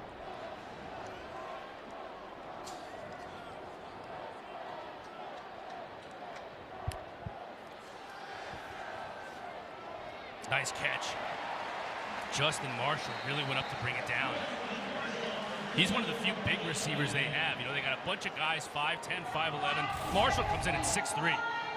Yeah, Marshall's one of those big guys on the outside, and we're used to seeing Des Fitzpatrick in that role, but Marshall's the guy that they're excited about. Redshirt junior for them.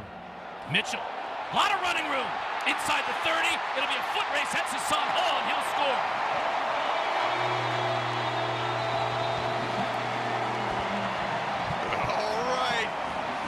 Well, they got a big play, explosive running back, Hassan Hall. Did not get many carries in that first half. They've been holding that change of pace running back for something special, and there it is. Good job blocking up front. Good job of finding that hole in that stretch run play. And you do not want to give space to number 19 because he can absolutely fly. Hall's been banged up these last couple of weeks. Looked pretty healthy on that run. Turner with the try, and Louisville on top. Getting their running game going here to start the second half. Hassan Hall.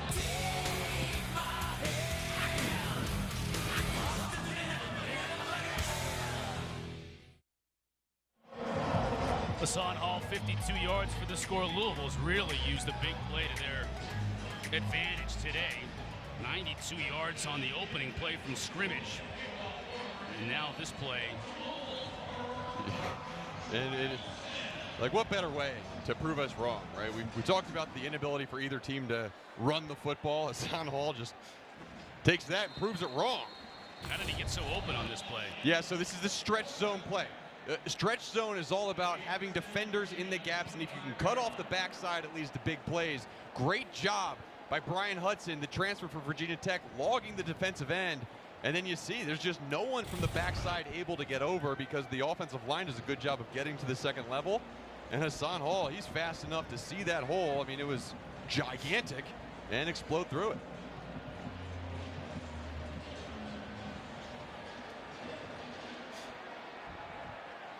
Now Brennan Armstrong and company. See if they can respond quickly to the outside. Trying to hit his tight end, Jelani Woods, who just timing isn't there between these two. Jelani Woods has had an ankle injury now for the last couple of weeks. Just hasn't been the same. We saw him in, the second week of the season? He was dominant against Illinois. Yeah, phenomenal. He's been phenomenal. He really is. Besides Marshawn Ford, he's the second most productive tight end in the ACC. However, that ankle injury his speed's not fully back yet. Pop pass. One of those football players. Solid gain of about 5 yards. Rodriguez, freshman out of Wichita Falls, Kansas. The third down now for Virginia. Monty Montgomery getting the fans going. Yeah, he is. And he's the emotional leader. Obviously out, torn ACL. Don't have him for the rest of the season, but he can do his work from the sidelines. Rodriguez in motion. Now empty backfield. And you see Armstrong making checks at the line of scrimmage. Louisville showing pressure. They come on the outside. It's picked up though. Woods, look at him just use that body, shield the defender, makes the catch, and it looks like that's going to be enough for a first down. Yeah, and he caught the football, and then he fumbled the football, and then he landed on the football. And I think they might review that to see if that was actually a catch, but you see, he's got the football in those strong hands, then Fagot rips it out, but falls right back on top of it. Virginia's going to go fast, so they can't replay it. The Louisville sideline is all over the place, wanting the officials to look at it. Now we get a stoppage. Jelani. The ruling on the field is a catch, fumble, recovered by the offense. The previous play is under further review.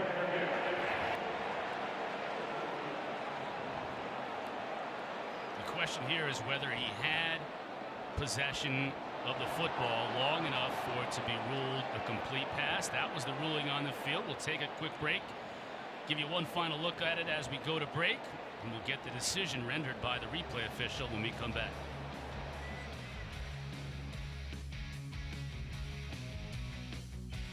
Ready for Subway's Eat Fresh Refresh? That's a new and improved Italian BMT with new artisan Italian. A catch by Jelani Woods. Here's another couple of looks. Yeah, he has firm control with his hands right at that point, and then it's stripped out. So there has to be a time component with that firm control, and you saw the couple steps that allowed for that time component. Ball ripped out, fall on, first down.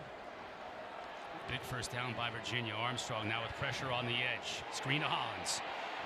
Avoids the first wave, but can't avoid the second. That's going to be a loss to Tavarius Peterson and company, bringing down Hollins. Defensive coordinators will always say that those running back screens have got to be stopped by the defensive lineman pursuit. Someone needs to turn it back inside. And then Tavarius Peterson, great job running from inside out. And you see Hollins working off the field. If he's unable to come back, it's going to be a big loss for Virginia's offense. Yeah, yet another offensive weapon. Talapapa as a hole, gets through it inside near the midfield, goes out of bounds at the 47. That's the best run of the day for Talapapa. Yeah, it is. He's working that right side of the offensive line, who got really good movement up front. There's a lot of things that are really good about the 3-4 defense or the 3-3-5 defense, but one of the things that is an issue is that you just don't have as many guys in the line of scrimmage. It showed up in that play. And Talapapa's running on late. Yeah, he and Devin Darrington now in the backfield flanking Brennan Armstrong. Darrington, the transfer from Harvard.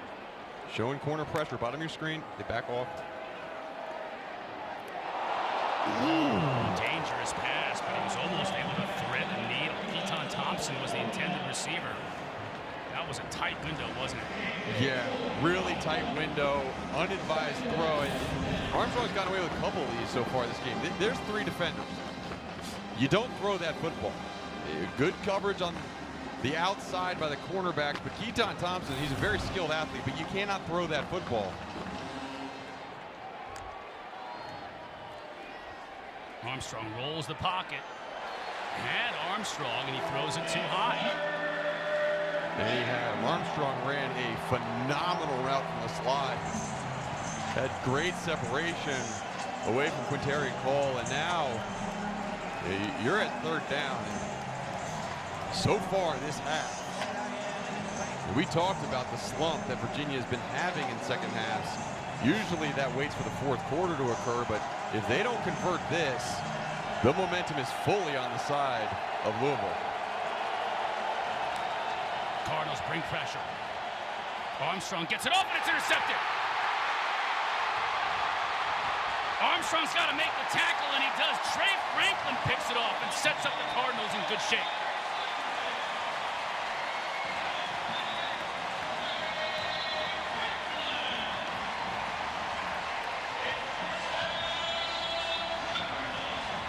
Well, how about Trey Franklin? They knew they needed some guys to come in and help out in the defensive backfield. And this offseason, they went out and they got the transfer out of Iowa Western, Trey Franklin.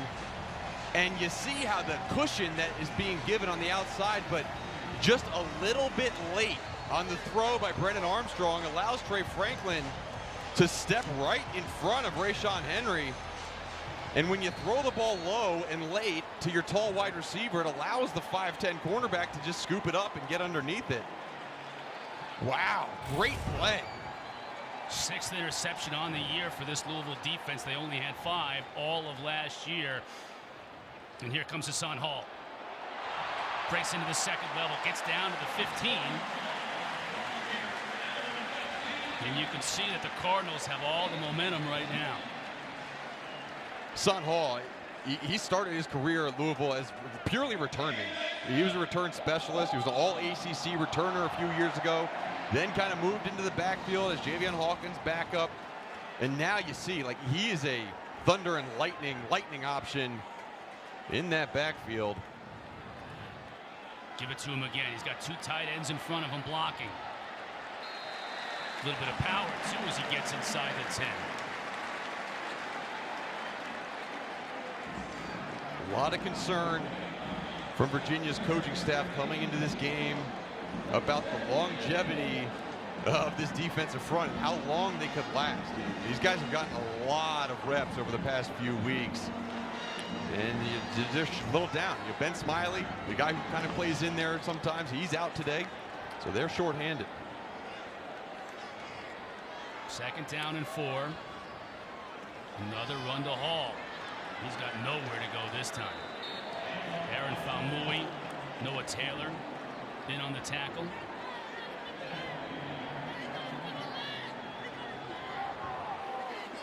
A little bit conservative on that play call for my liking. You've had a couple big gains. It's getting chippy in there, but you had a couple big gains on the ground. Could have come back with a play action pass.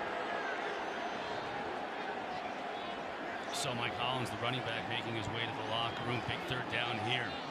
Cardinals started the game 0 for 5 on 3rd down mark. They've converted on 3 of their last 3 times. So they're starting to feel it. Virginia showing pressure, and see if Louisville changes the play call at all.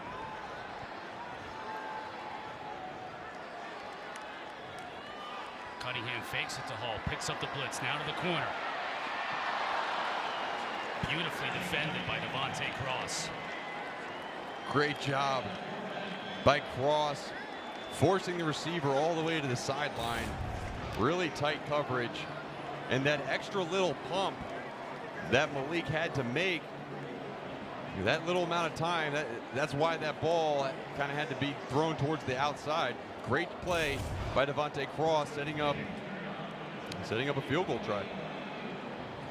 28-yard try by James Turner.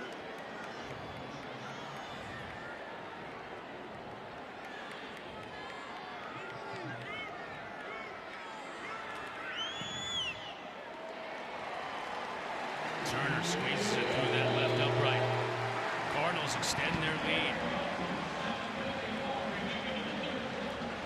Turning turnovers into points. Presented by Geico. Notre Dame in Blacksburg and Virginia Tech. They'll kick at 7:30. Check it out on the ESPN app, and as always, here on the ACC network. L's up by Louisville fans here. Largest lead of the day. That dude's a nut job. Kemp with the fair catch at his own 2. Now an opportunity for Brennan Armstrong to make amends, just his 5th interception of the year on the last possession. Yeah, it's not as much of an opportunity as it's a necessity. This Virginia offense has got to stay on the field, sustain some drives. Their defense looked tired on that last red zone stand, and Armstrong's gonna have to put together some yards. I mean, look for Billy Kemp. Where's number 4? He's slot towards the bottom of your screen. That's got to be your go-to guy. Armstrong looks that way. Instead, finds Malachi Fields, who made a big catch in the first half, making that grab. Time now for Aflac trivia question. When was the last time Virginia... Sorry, Doug. I jumped the gun there. When was the last time a Virginia quarterback led the ACC in passing yards? You got an idea on this one? I don't know. I mean, Matt Schwab, he was a really good quarterback. Obviously, Bryce Perkins did it more on the ground. Right. I think you got to go back when the ACC was a smaller league. Kemp got that catch, but he got drilled as soon as he caught it. Kemp might think he's back to when the ACC was a smaller league. Keytaon Clark hit him. You got an injured Virginia player on the field, and it isn't Kemp, although Kemp is walking off a little gingerly. Yeah, Kemp's in slow motion right now. Officials timeout for an injury. And first of all, how Billy Kemp held on to that football is miraculous, because that was close to a lateral the way it was thrown backwards. But I talked earlier in the game about Keytaon Clark in his skill set, his footwork, being first-round quality. Great camera shot right there of Keytaon Clark cueing the quarterback, seeing the throwing motion happen, and once that arm is back right there, he triggers and makes a fantastic play right at the line of scrimmage. And you know, the knock on him in the draft might be his height, right? If he puts on some weight, they can overcome that. Great play. Olawatimi, the center, was the one shaking up. Good to see him walking off. And that's a big injury. He's the one who makes the protection calls for this offense. And without him in the game, now you have a guy who's snapping the football and making the calls they're not used to. Chris Glazer looks like he's in the game now on that offensive line. 3rd and 10 for Brennan Armstrong.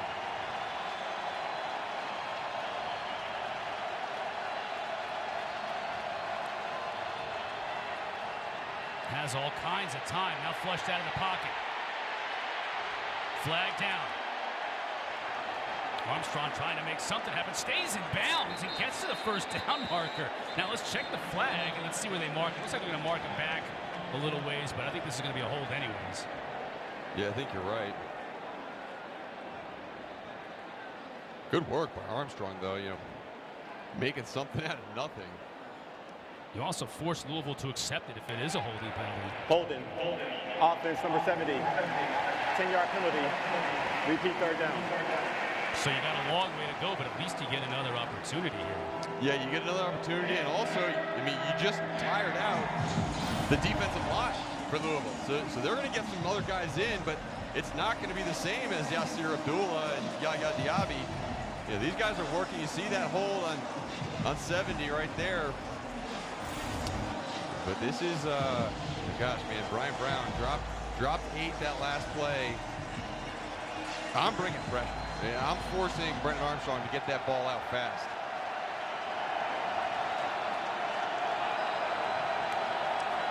Cards bring 5. Armstrong in trouble. He fumbles the football.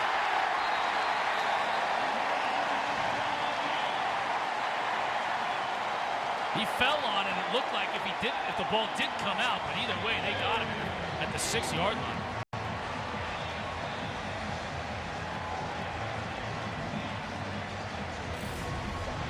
Tabarius Peterson got there, Mark. Yeah, ran a stunt game up front where C.J. Avery comes in and picks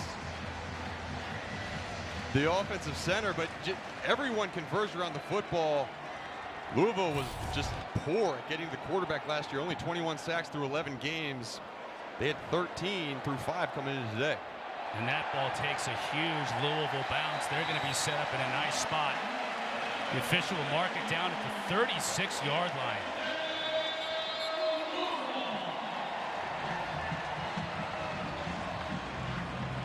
This defense has really started to pick it up here in the second half. Jalen, what do you got? When we talked to defensive coordinator Brian Brown earlier this week, I asked him, how do you prepare for an offense that has so many different formations, so many different things they can do with the ball? And he said, that's exactly what they want you to do. They want you to overthink, overanalyze. He said, if we just stick to our game plan and play our game, we will be just fine. Yeah, and what you do defensively, you basically become blind to numbers. You strip the numbers off the jerseys and say, look, there's a guy lined up here, treat him like a wide receiver. There's a guy lined up here, treat him like a running back. Louisville's done a good job of sorting that out so far in the game. Cunningham with the low snap. Hall stays on his feet. Still dragging a defender for more yards, and that's going to be a first down. You're starting to see the fatigue set in on the bigs for Virginia, whether it's the offensive line or defensive line. You get the holding calls offensively, back yourselves up, give up a sack, and now you're letting Louisville get back into their game plan, picking up significant yardage on first down, second downs.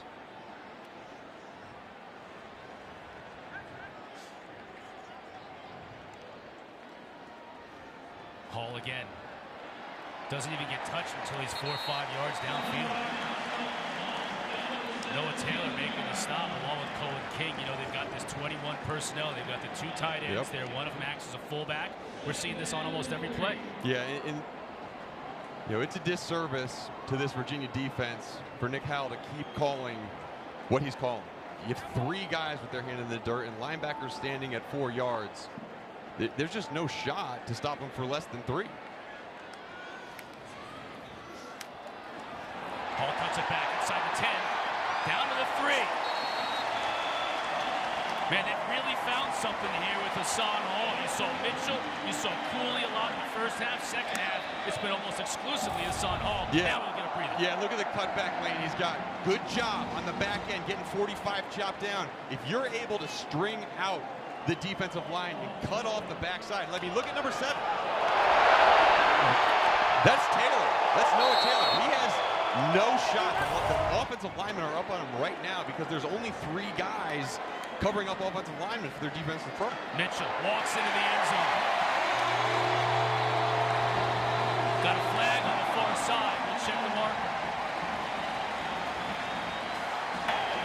Outside. Defense number 94. Penalty is declined. Touchdown. That's foul Louis. The defensive lineman just, again, lining up offside. It's a mental mistake. It's a conditioning mistake. We talked with Bronco Mendenhall. He talked about how, usually in the offside he's very hard on his defense. Makes him work even harder. This year he thought, I got a lot of guys returning who know how to work. He was a little softer on him in the offseason. He said, that's led to them not being as conditioned getting into the second half. And we've seen it last week. We see it today. Turner with the try successfully. Montgomery with the congratulatory embrace for Mitchell. And watch how long it takes for these running backs to be touched. Not touched yet, right there. It's 4 yards downfield before a white shirt even gets in front of the running backs. And again, Noah Taylor got no shot because the tight ends and linemen are able to get up on these linebackers. So either these linebackers have to start coming downhill or they got to change up their defensive front. Cardinals now 154 yards on the ground. There's still 4 minutes to go here in this third quarter. They've picked that up in the second half. And the one turnover, the interception that Armstrong threw, even though they only got 3 points off of that turnover mark, the whole field has been tilted ever since then. Yeah, you're exactly right. And it really looked like Bronco Mendenhall understood it was going to be a field position game early in the game. Remember, he went for that little run on 3rd and 10, wanted to get the punts down there. And what you can't do is you can't give teams short field because of turnovers, because all that does is completely change the field position battle. And right now Virginia's pressing. They're pressing to just try to make a stop or try to protect their quarterback, and there's going to be a lot on that man's shoulders, number 5, to get them back in this game. The way this team scores, though, you just figure if they stay with their game plan, at least offensively, that they can put points on the board. Talapapa now in the backfield. Armstrong rolling the pocket. He'll look to throw, but the pocket collapses, and he's sacked by about 4 Cardinals. One of the things about young defenses, which Louisville has, if you give them a little bit of self-confidence through mistakes or through getting to the quarterback with sacks, those things snowball. And all of a sudden you get a young defense who's a little unsure of themselves, feeling confident, and they start flying. And they are getting in that backfield. Armstrong over the middle. That one's going to be intercepted. Kendrick Duncan on the catch. It's falling apart for Brennan Armstrong in Virginia. And this one came back to bite him. We've talked, there's been 2 or 3 passes over the middle in this game that Brennan Armstrong has left a little bit high. That was another one. And it got tipped off of Billy Kemp's hands and just floated over the middle. And those are the types of plays. You might get away with 1. You might get away with 2, but eventually that's going to come back and bite him. And I mean, you get sacks, you get stops, you get turnovers.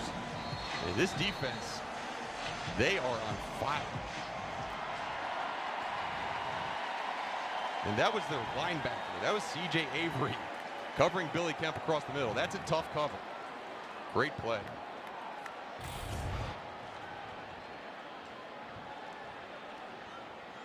Hall back in the game, gets the carry. Picks up about 3 on first down. Just here in this third quarter, Mark Hassan Hall, 8 carries, 103 yards in this quarter. And that, you talk about change of pace backs and how do they work? Jalen Mitchell, the pounder. Now, Hassan Hall, speedy. It's tough to defend. There's that stretch, lowers his shoulder, picks up an extra couple of yards. Wes Weeks on the stop. This is a massive third down for this Virginia defense, isn't it? Yeah, huge. It's huge. And I talk every week, Chris, about 4-point plays for a defense. They're in field goal range. Right now they have 3. If they get this first down, they got another chance of getting 4 more, right, with a touchdown. So defensively, if you can hold them to 3 points right now, yeah, it's going to be a 3-score game, but it's much different, 17 points versus 21. Malik will look to get it on his own, and he won't do it. So that Virginia defense bows up after another turnover here in the second half, and it looks like they're going to force Louisville to kick it. Unless, of course, Scott Satterfield wants to roll the dice, go for it here on 4th down, and much to Malik's chagrin, he's bringing the field goal unit on. This will make it a 3-score game. This is the smart play here. Yeah, it's a smart play, and it's tempting. I get why it's tempting to go for it. Malik already converted on 1 4th down in a similar area in the field in the first half, but right now where the game is, you have a chance to take a commanding lead and put so much pressure on Brennan Armstrong, trying to make him throw another errant ball like he did last drive. 38 yards for James Turner. Snap and hold are good. Turner splits the uprights.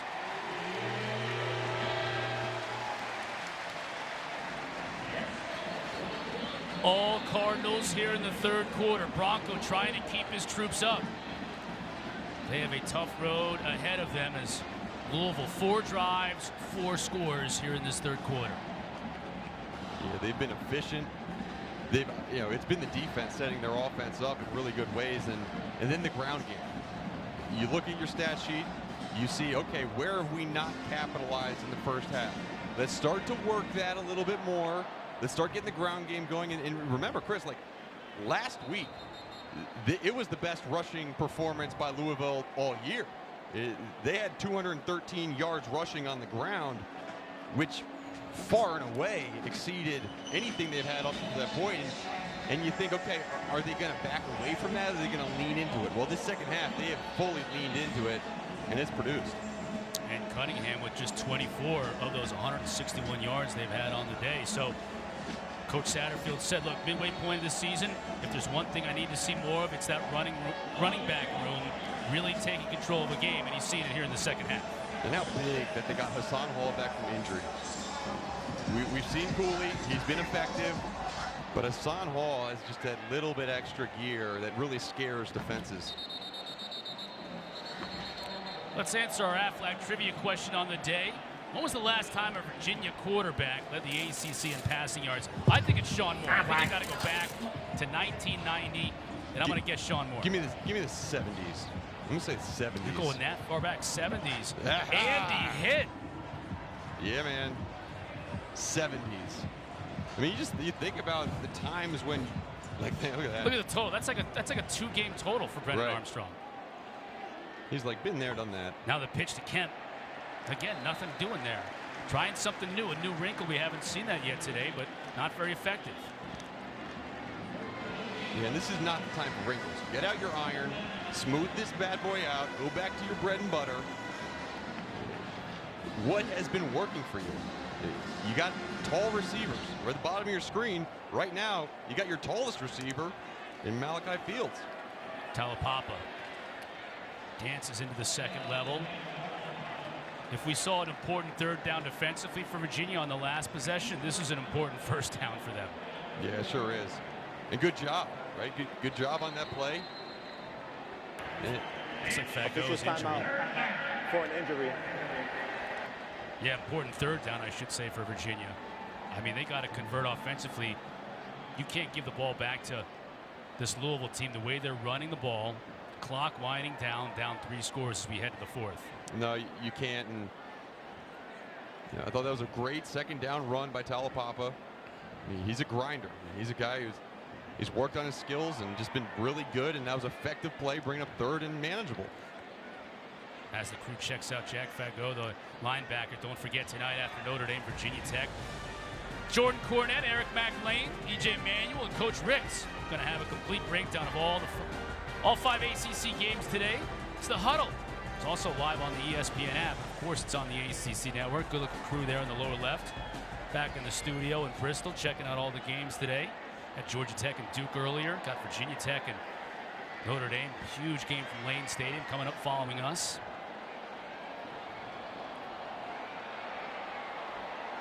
We see Robert Anai there, the offensive coordinator. He needs some production. And you know, quite honestly, his team needs some help with the play calling. You got matchup issues. Let's start to go there. You got Rashawn Henry, 6'3", 190. Haven't heard from him at all in the second half. You got Malachi Field, 6'4", 220. And you already know, you've seen it work against some of the smaller defensive backs. 3rd down and 4. Cards threatening pressure. They come with 5. Armstrong to Thompson, who makes a catch right at midfield. That is a big conversion. Well, you have 6'4" Keytaon Thompson, right? Like, you have a size advantage, a really good play calling up by Robert Anai out of that kind of quads bunch, and just got lost. Got lost towards the sideline by the time Greedy Vance saw it, unable to knock the ball out. Good pickup. He's got a cast on that left hand. I mean, talk about athlete. He's balling. Armstrong again, all kinds of time. Tries to get it to Henry just a little bit low. Those two had such a great connection in the first half. They just haven't been able to get it going here in the second. There have been a few times this game that Brennan Armstrong has been unable to get that back foot planted in the ground and to push off it on the throws. And that's going to lead to some short throws. You're not going to get the same power on it. And you know, we talked earlier in the game about his arm strength. We haven't seen it over those deep middle routes.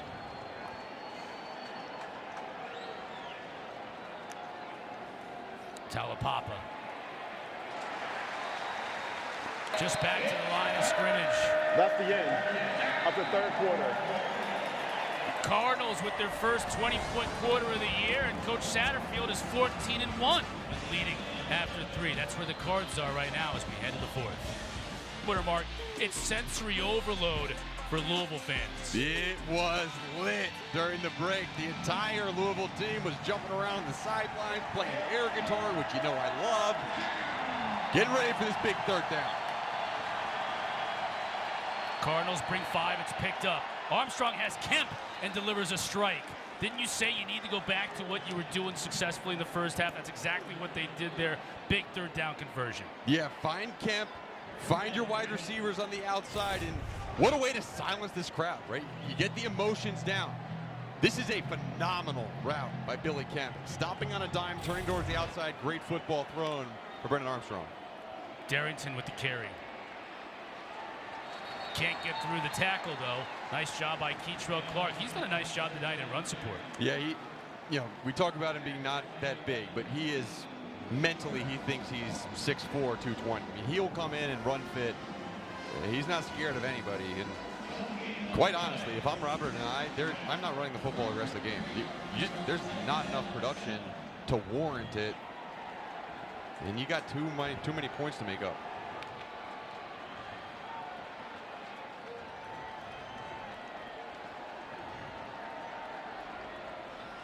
Armstrong now over 300 yards, his 5th 300-yard game of the year. He may have to go over 400, probably will. Kemp gets hit again. Gosh.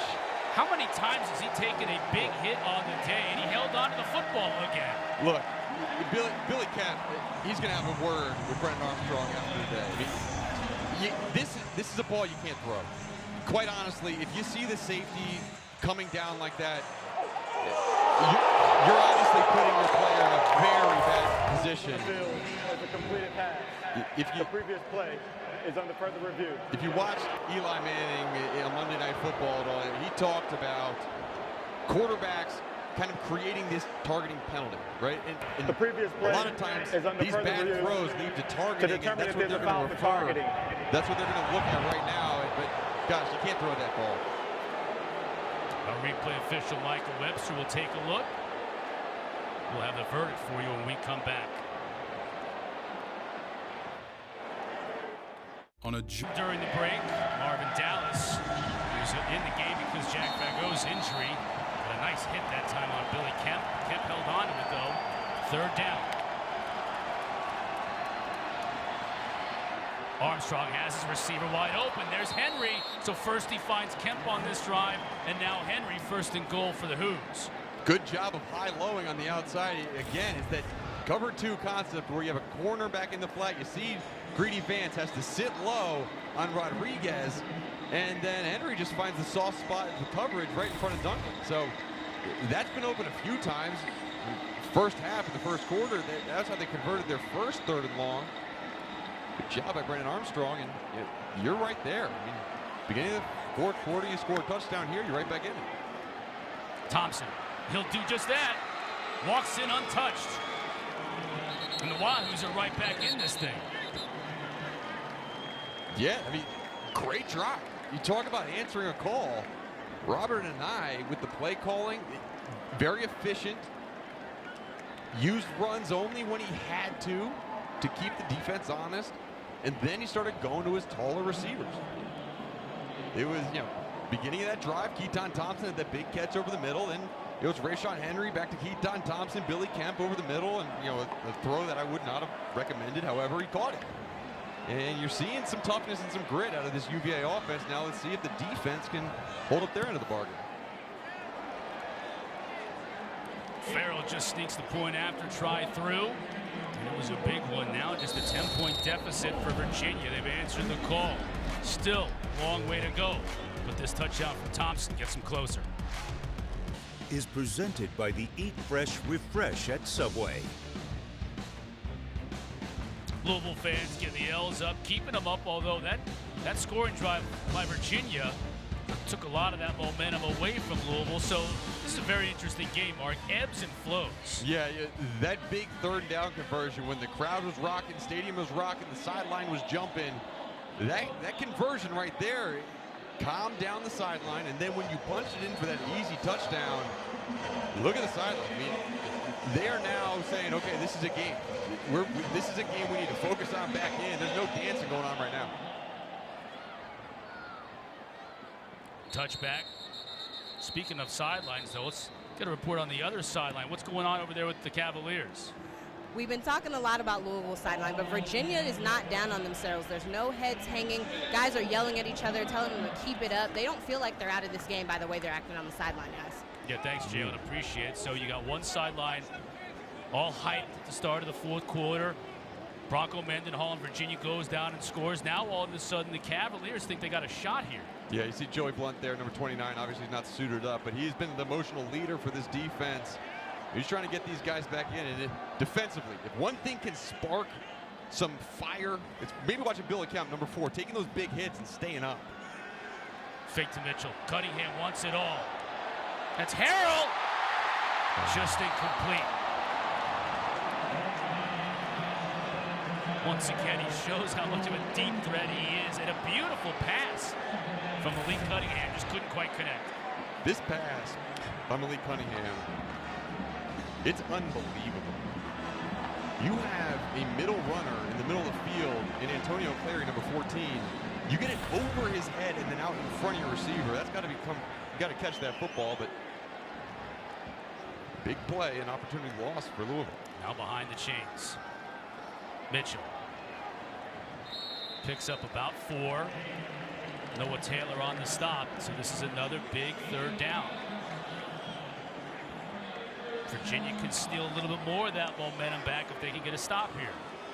Oh, for sure. And looks like Cole Bentley is coming off the field holding his finger, who's the offensive center. So you have Adonis Boone run on the field, and Brian Hudson's now this backup center. He's taking the snap. He has been playing right guard. Everything a little bit haphazard here.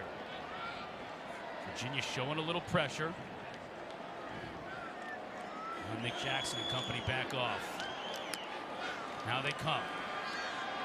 Picked up though. Cunningham does have time. That's a heavily covered receiver. The crowd wanted a call, but Devontae Cross was right there. Great coverage by Devontae Cross on that dig route over the middle. Understanding his leverage. He knows where he's got his help and stays on the inside. He might have gotten there a little bit early.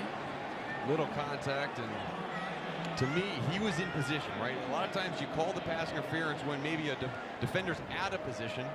You think about earlier in the game where Louisville thought they had a good play. Greedy Vance gave a little bump across the middle. He was behind the receiver. This time, the defender was in front. No call. I think it's a good call. Good kick.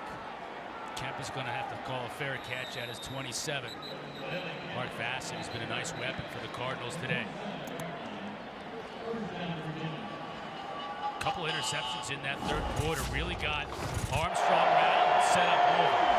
Yeah, and it started rattling. It rattled the whole team, quite honestly. And the errant throw over the middle, that to me, that was a tough one.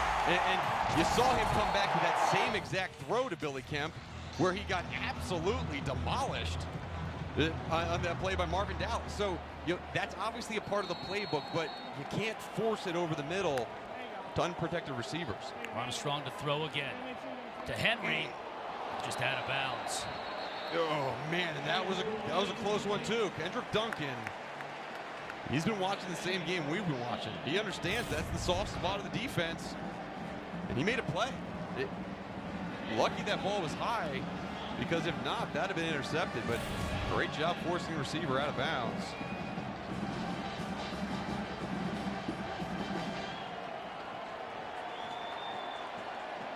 Second down and 10. Cardinals threaten a little pressure on the edge. They don't come with it. So Armstrong has all kinds of time. There's Henry. It's right there. It's 15 to 17 yards right outside the numbers. And what they're doing is they know Rashawn Henry is a mismatch. You have a shorter cornerback, so they're putting a safety over top of him. You watch 27. He's sitting over top in case there's that deep ball. But with Greedy Vance kind of sitting there underneath, no one's in that window. Nice play by Thompson. He gets free. Inside the 30, still on his feet. Finally brought down at the 20. The type of play you'd expect from a football player. That's his position, number 99, former quarterback at Mississippi State.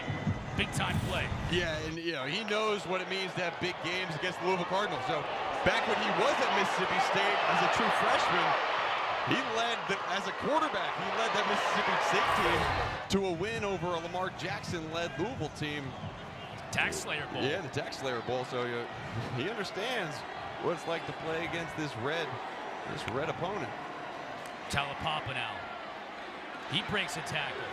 Good tough yards from him. Now maybe this Cardinal defensive front's getting a little tired. Yeah, the emotional letdown of the third down conversions, they can tire a defense out. And again, we talk about thin defensive fronts for Virginia. Louisville in that same boat. They got a couple guys banged up. Yabi was banged up earlier in the game.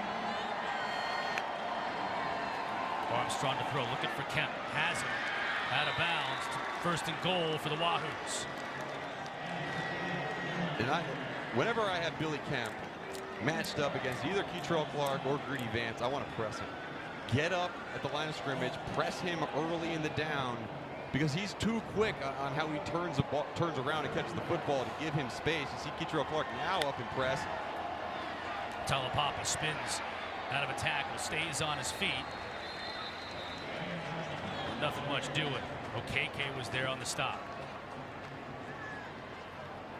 You talk about youth on this defense for Louisville, and really the entire team. This team is made up of 100-plus guys, right? They got 12 seniors, but 70 freshmen that make up this roster. So you talk about ebbs and flows and how momentum can affect players. It can affect young players even more. This is a huge, huge situation for this young defense. Try to get a stop. Armstrong to throw. Yeah, early movement up front by the offensive line, I believe. Ball starts. Offense number 86. 5-yard penalty. It's still second down.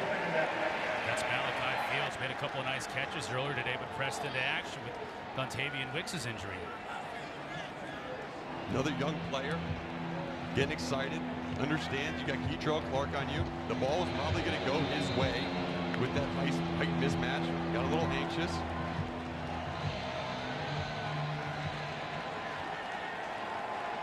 Second down and goal. Jelani Woods, bottom of your screen. Big mismatch. Kemp in motion. Armstrong, will he throw it? No, he runs it himself inside the 5. Takes a big hit and hangs on. It'll be third and goal. Well, KK tracked him down. C.J. Avery was there as well. You see how C.J. Avery makes this hit. He's confused about how do I hit a quarterback, even when he's out in space, but great job avoiding the initial pressure. Look at Kemp, wide open, late in that drive, but he's open for that little pitch. He wants the football. He says, I can walk it in. Armstrong managed to do it himself. Top of the screen, Jelani Woods, 6'7", 270 pounds on Keytaon Clark, 5'10", 180. Kemp in motion. They throw it his way, touchdown. That's the tight end, Jelani Woods. You mentioned it. The beast, 6'7", 265 pounds on the outside. Well, I mean, it's impossible. If he catches the football, it's an impossible play to cover because you're too small. Like, the defender is too small. We talked to Brian Brown. I said, who do you want covering Jelani Woods in a man-to-man situation? Without hesitation, he said LeBron James. and unfortunately, LeBron James is busy doing something else. So it's just, it's so hard to cover that guy. And just like that, you get the ball to mismatches down the field over and over again on this drive. And Virginia right back in this one. Down 17 moments ago. It's a 3-point game. Look at that number right there. Louisville owned the third quarter. Got the running game going. 2 interceptions from that man right there, Brennan Armstrong. But what a gut check by Armstrong and this Virginia Cavalier team. Fourth quarter has been all them. It's a 3-point contest right now with 7:49 to go. Yeah, and you see those 133 yards by Louisville. 121 of them were on the ground. Just pounding away, letting Hassan Hall take some back. Let's see if they start going back to that ground game. So far in the fourth quarter, when they've had the football, they went back to passing it. Do they go stick to the ground now? Has Nick Howell and company on the defensive end made any adjustments to stop doing what Hassan Hall and company were doing in that third quarter? Yeah, no, they haven't. You still get the 3 guys down the line of scrimmage. He's got a couple different personnel changes in there, but it's really the same defense. So that run game, that stretch run game, that's what they're lined up for right now.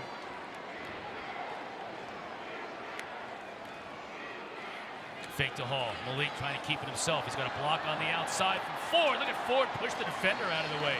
Marshawn Ford, who'd been shaken up earlier in the game, just coming back in. Great block. Marshawn Ford was blocking Anthony Johnson, the cornerback, and phenomenal block. I mean, pushed him back, threw him away. And again, you talk about first down production for Louisville being key to their success and their sustaining drives. 9 yards on first down. Right now, second down, you better be ready for a shot if you're Virginia secondary. If you miss this shot, it's going to be 3rd and 1. That's convertible. Hall stays on his feet, nowhere to go, though. Now, all of a sudden, that second down and 1 is a 3rd and a long one. Yeah, that's why I don't like that play call. It's 2nd and 1. You got the ability to start loosening up the defense with a pass downfield or a play action. You go for the run to try to pick up the first down on 2nd, and now you're left with 3rd down and 1 where you gotta make this now. Just saw the Cardinals haven't had a whole lot of success on 3rd down today. Hall is in the backfield. The give is to Hall. He's trying to move the pile. I don't think he moved it enough. Let's see where the officials mark it. I think they're going to be short of that 35. Yeah, I think Jameer Carter, number 90, right in the middle of the field, did a great job of holding his ground. That big man with the cast on his hand. He doesn't need the officials to tell him what down it is. 4th down.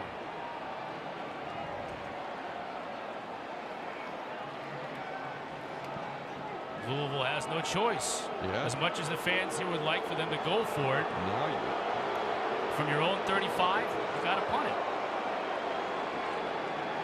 And quite honestly, I got to give credit to the defensive front. Give credit where credit's due. They did not perform well in the third quarter, but there have been back-to-back run plays just now that this defensive line stood up mid-play. Delay a game. Offense. Wow. 5-yard penalty. It's still 4th down. Wow. The clock will start on the snap. And a mental mistake from Louisville. Yeah, they're punting it away, but talk about game of inches.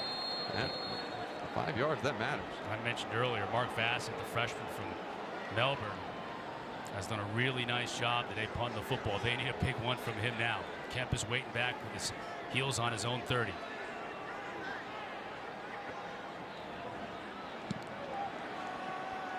Not bad. Kemp, fair catch at the 31.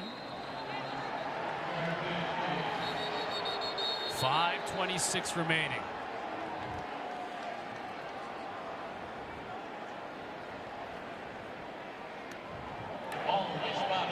Illegal motion. Kicking team number 8. 5-yard penalty will be added to the end of the play. First down, Virginia. Timeout. 5 yards less that this vaunted offense has to go to get the equalizer. ACC year of football, and this game kind of represents what we've seen. Yeah, it continues here. Underneath, tight end Misch.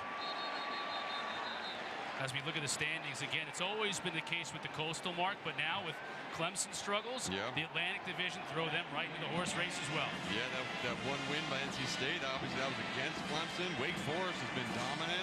They're in a tough one today. UNC's in a tough one today. I mean, this is anyone's race, Chris. Right, these two teams coming in here. Virginia was 1-2. Louisville 1-1. Armstrong sacked.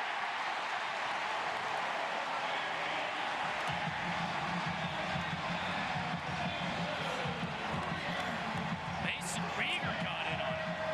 Mason Rieger, he's not even on the 2 deep that they sent us, but look at him work in the middle of that defensive line. Good job of getting his hands on the offensive lineman, swiping him by. And gosh, man, like what a play. Out of nowhere, a huge sack. And now, 3rd and long, protect the boundary on outside the numbers at 15 to 17 yards. Over the middle, defended nicely.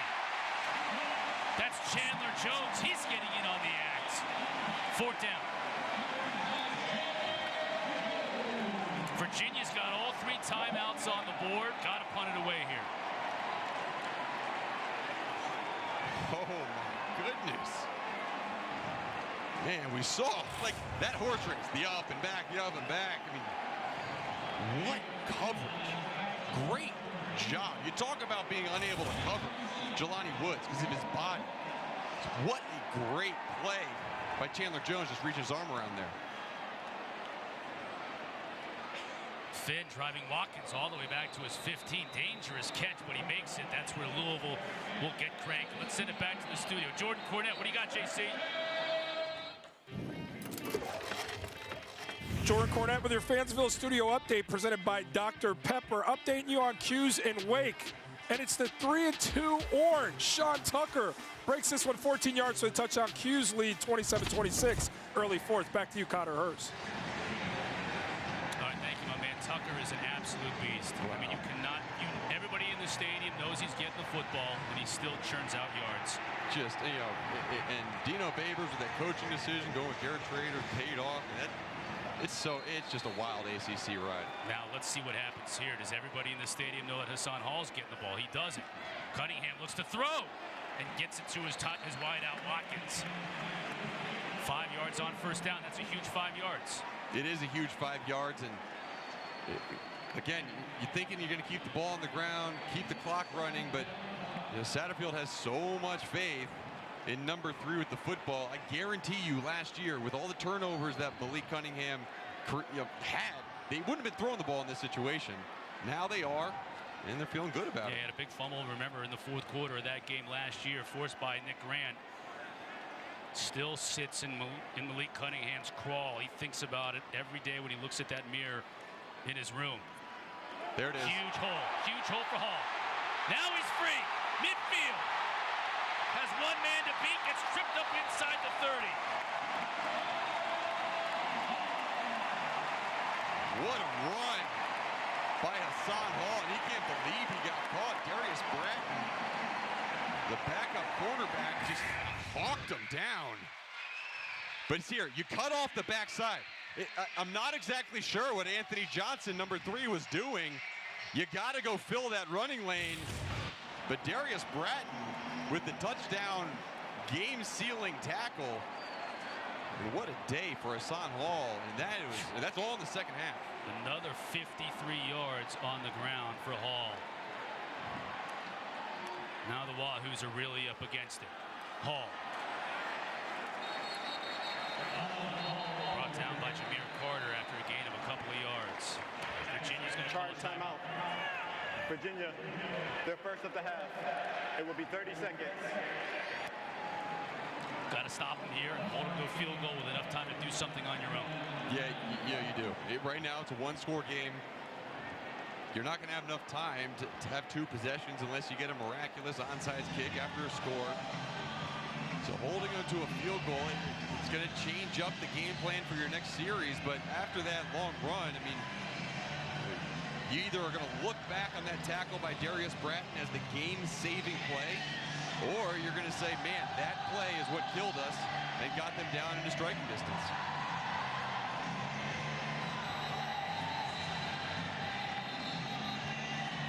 Don't forget, following us, they'll kick at about 7:30. Notre Dame, Virginia Tech from Blacksburg, our ACC Network primetime game presented by Geico. They'll have Enter Sandman cranking up. They'll run through the smoke. Just even me mentioning it is giving Mark Herzlich chills. The hair is standing up on the back of his neck. He wants to run through that smoke so badly. Yeah. There is no better scene, in my opinion, in college football than when Lane Stadium is jumping up and down to Enter Sandman. And this is a pretty good scene right here, too, that Louisville fans are enjoying seeing their team in scoring position. This time it's Cooley. He'll get brought down in the backfield. Another timeout from Virginia. This is exactly what the Wahoos need. Gotta have it. Falmouth lost his helmet on the play, so he's going to have to leave the field. Those guys are gassed, too. Yeah, I mean... Charge timeout. Virginia, their second of the half. It will be 30 seconds. There it is. Look at Lane Stadium. That is a sea of orange and maroon humanity. Enter Sandman. They take the field. I was mentioning my experience there, especially in night games. The atmosphere is unmatched. And they jump so high and so long that, man. Saw what happened the last time a ranked team went in there. Yep. That was North Carolina to start the year. Sam Howell had all kinds of problems in that game. They'll be looking to turn that trick again as 14th ranked Notre Dame is in town. Louisville just 3 of 12 on the day on 3rd down, and this one's going to be 3rd and long, and I don't think you want to get too cute on this one, although right now you're looking at 44-yard field goal. It's by no means a gimme here. No, by no means a gimme. And you remember, I think it was a 45-yarder to end the half that they missed.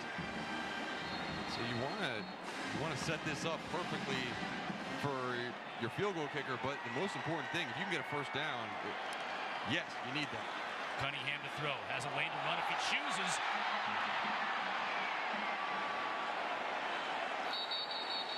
And he'll be stopped at the 22-yard line. Manny Alonso got him. Boy, Mark, I thought early on in that play. Charge timeout. Virginia, their 3rd and final of the half. It will be 30 seconds. I thought he had a big lane to run, and if he chose that right away.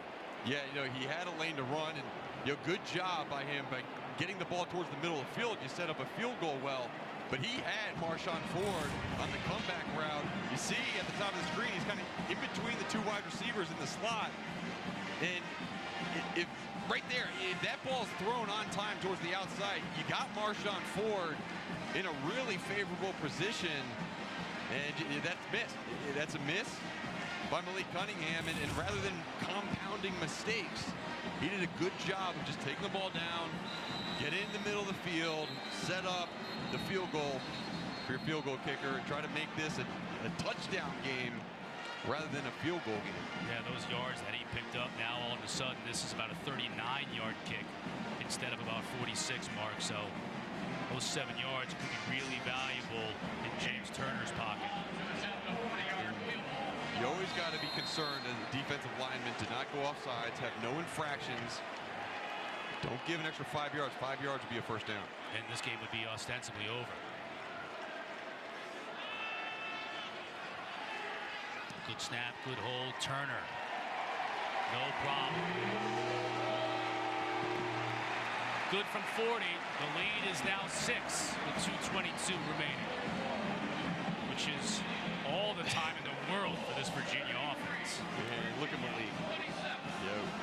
You got to imagine what's running through his mind right now is that mirror in his bathroom that he looks at every day, and every day for the past year he has looked at that UVA symbol, knowing that he may had that fumble and that pick 6 last year, and that it's going to come down to the last 2 minutes and 22 seconds for his defense to allow him to check that box off. Man, remember earlier on in the third quarter, I said, oh, another 300-yard passing day for Armstrong. He may need 400 to win this game. He may need 500 to win this game. He's at 415 right now. Yeah, and you know, I've been critical of a couple of the throws that Armstrong has had, but when things have gotten need to convert, right? You get 3rd down and long. He has been able to find his guys in these windows of the zone, and you know, you just got to be impressed with what Brennan Armstrong does week in, week out, putting his team in positions every single week, seemingly, to score. Kemp with the fair catch. So Virginia will start from their own 25. No timeouts. They had to exhaust their allotment just to get the football back with time, and they've got time. Yeah, they do have time, and obviously clock's going to stop on 1st downs, and once you get into 2 minutes when they go out of bounds. And if I'm a quarterback, if you're Brennan Armstrong, you got to love this opportunity. We talked about opportunity was actually necessity earlier in the half. Well, now it's an opportunity, and you're rolling. I mean, you're feeling good about the production you can have on that offensive side. Charge timeout. Louisville, their first of the half. It will be 30 seconds. That's an interesting timeout right there, as you see Brian Brown, defensive coordinator for this Louisville team. And Brian Brown wants to play man. He wants to have one-on-one matchups with his cornerbacks on the outside. And because of the size, we mentioned this over and over again, because of the size and the length of UVA's receivers, he's gotten away from that. And you've left a lot of the sideline towards the hash. It's been open. So right now, Brennan Armstrong has got to be knowing, okay, where's number 4? Where's Billy Kemp? Where's number 0? Where's my big tight end, Jelani Woods? And that's what he's done to crawl back into this game, is hitting his guys, his reliable targets, and they've made plays with the football. 415 yards passing for Armstrong. Dontavian Wicks, his top target, out early in this game. So it's been Rashawn Henry to take over. Talapapa out of the backfield. Picks up about 4. Nice job by Trey Franklin to bring him down. You got a bunch of DBs on the field. You got 6 DBs, 2 linebackers, 3 linemen. Coming with just 3. Armstrong forced from the pocket. Throws it low to Woods, and he can't handle it. Woods is not the best guy to go down and try to pick one off his shoestrings. Dude's 6'7". Yeah, he needs someone to tie his shoes for him because they're so far away from his hands. They're obviously in 4-down territory here, 3rd and 6. And if I'm Brian Brown, I told my team that. They're in 4-down territory. Don't get a letdown after 3rd down. Incomplete. Yeah, another low pass. Greedy Vance with great coverage. 4th down.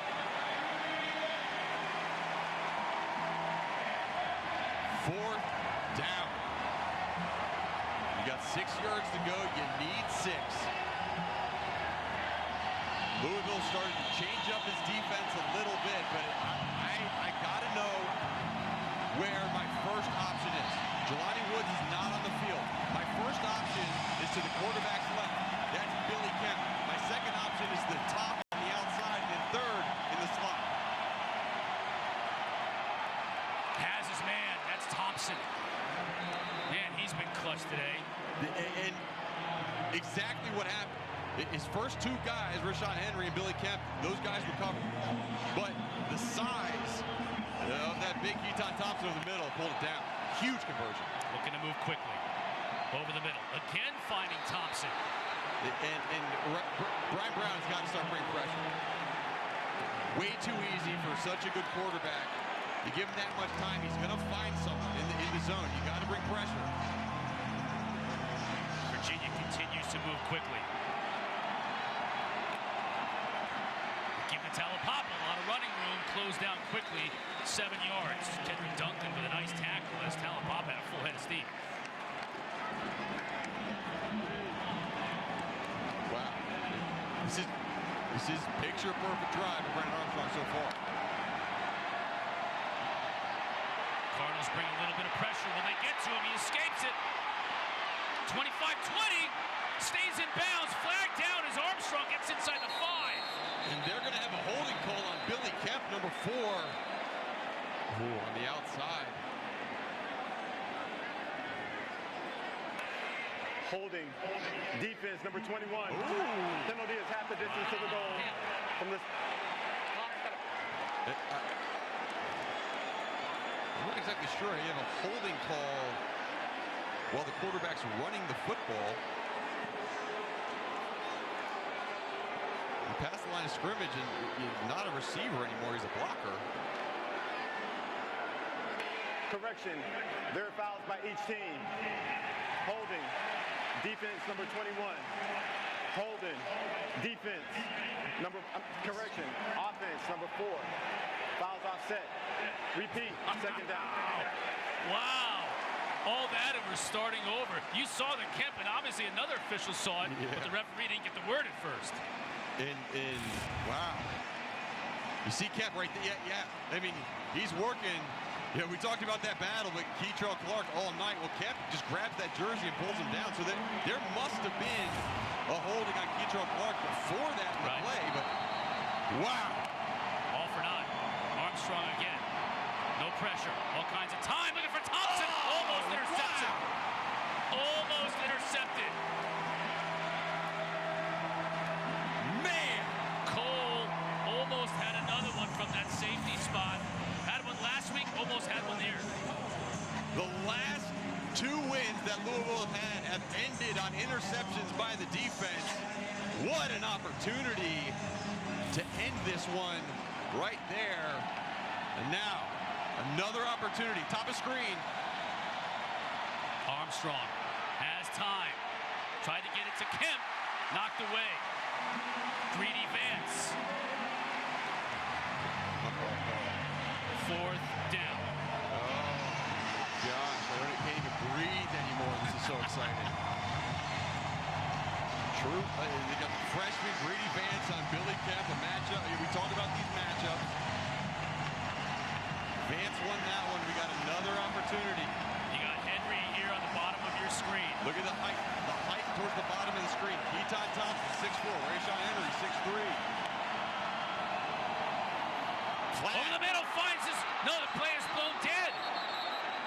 He had Jelani Woods down the seam, and they blew it dead. Prior to the snap, false start. Offense, number 99. 5-yard penalty. It's still flipped down. Thompson moved. They had the play they wanted to. You know, Armstrong must have seen it. Okay, 5 yards back. Got to do it now. Yeah, you know, you got to do it now. I mean, you said it. You got to do it. You got to figure out how. All the height on the field is to the quarterback's left. At the top of the screen, you got number 4 Billy Kemp with a lot of cushion. Armstrong initially looks that way. He's got time. Low throw, complete. And a first down. Thompson making up for the false start. Now they'll look to move quickly. No timeouts for Virginia. Armstrong spikes it. 33 seconds left. Okay, so Brennan Armstrong, what a cool customer. Okay, you don't get it twice. You get backed up. Doesn't matter. You said it. You got to make it. I don't love the zone. Like, you're back, sitting back in zone, only rushing 3, dropping 8, and that's been a recipe for disaster for Louisville defensively this entire second half. And with the arm strength that Armstrong has, fire it in there, great throw, and yeah.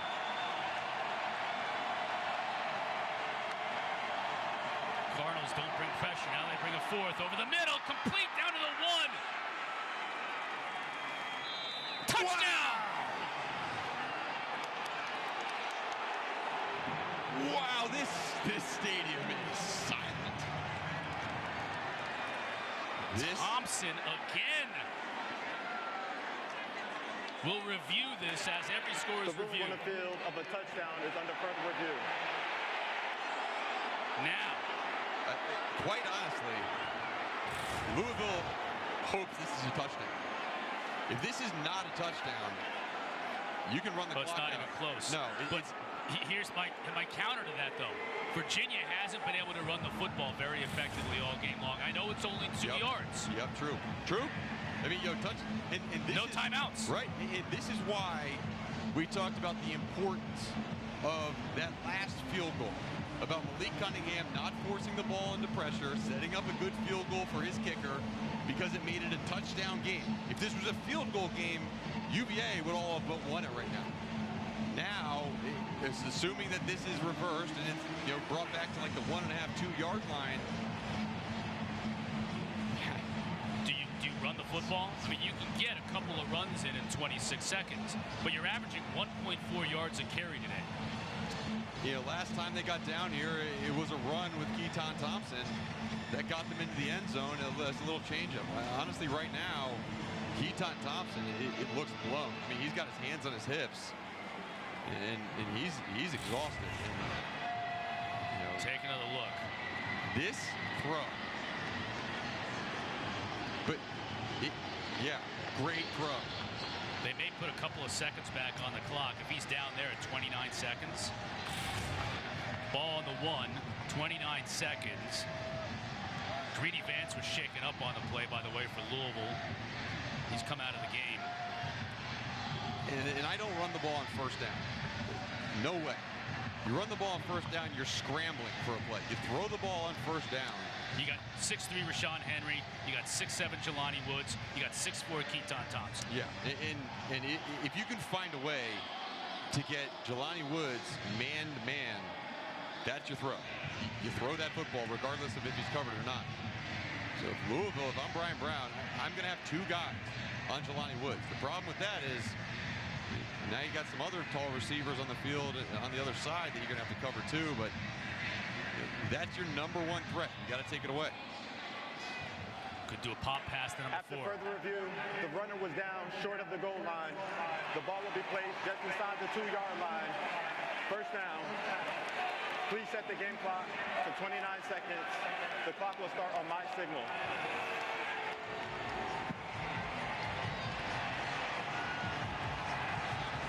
Walker and Talapapa in the backfield. And they got the big boy lineup. I mean, this looks like it could be QB power. He's going to throw it.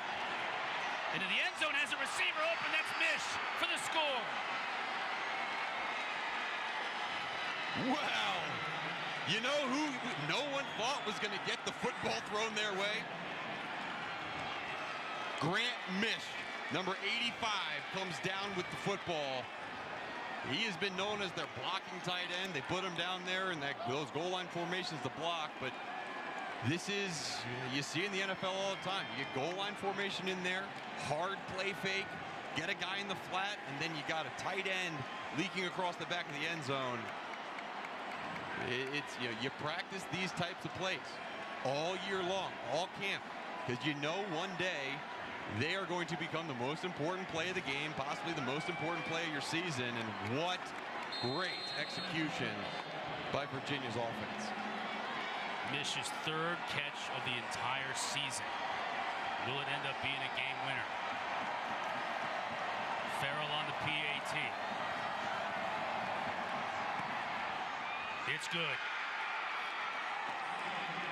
Virginia has retaken the lead with 22 seconds left. And Grant Misch is going to start on the right side of your screen. See 85. With all the play fake, he just sneaks behind. And you see Keytaon Clark trying to regain leverage, but with the wide receiver on his side, slamming down, coming into motion, it just is, it's too much. Great play call. It's a great play call. A play you see very often on the goal line in the NFL that has been adapted to the shotgun offense that Robert Anae has installed. And man, Grant Misch, biggest catch of his career. And what are those numbers? Look at that. That's 488 yards passing. That's crazy. Grant Misch, an unlikely hero. Yep. Darius Bratton. Yes. An unlikely hero. You said it. Making the tackle on that long Hassan Hall run, preventing the touchdown, not giving up on the play, saves the day for Virginia. It's, and you don't catch Hassan Hall. I mean, people don't do that. Darius Bratton came from all the way to the other side of the field, made a tackle, and we talked. It's a game-saving tackle. That was unbelievable. And gosh, man, Brennan Armstrong, he has got ice pouring through his veins because he was ice cold on that drive.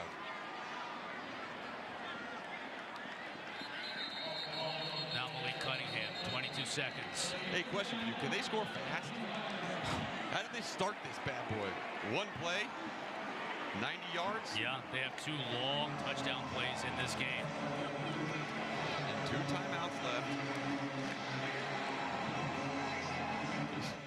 Yeah. This seems like forever ago. But this was the first play of the game for Louisville offensively. Tyler Harrell just used his burners, went by, and then this long run by Hassan Hall seemingly broke it open, and Virginia's battled back. Got to go a long way here. Got some of it right here. We got 2 timeouts on the board. Oh man, they need a field goal, right? That's Huggins-Brice on the completion. Charge timeout. Louisville, their second of the half. It will be 30 seconds. Turner's season long is 46. He's great from inside 50, 50 plus. Not necessarily his ballywick, but he may have to give it a go. There's very little wind in this stadium, so it's not hurting or helping him.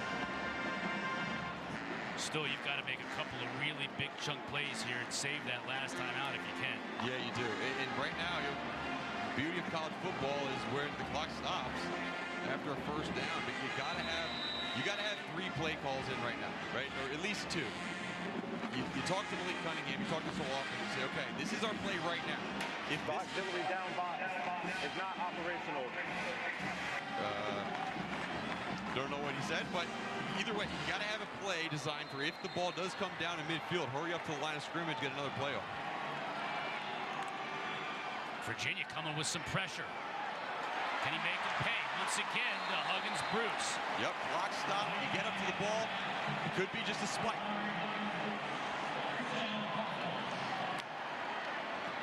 Spike it with 8 seconds left. You have the whole field at your disposal because you have that one time out of your back pocket. This game isn't over. No, this game is not over. But you have to get a completion on this play because you're not going to have enough time, I don't think, to run one more play before running Turner out there. Right now it's 60 yards. You probably got to get another 10 yards. Yep, and if you have a quick incompletion,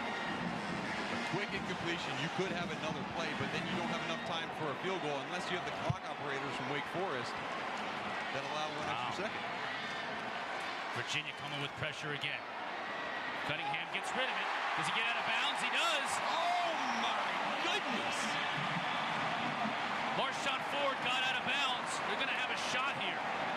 It's going to be a 49-yard attempt. This looks awfully familiar for Bronco Mendenhall. Last week, Miami marched down the field, set up a game-winning field goal that got doinked off the left crossbar. But James Turner already missed one today. Man. From 49 to win it.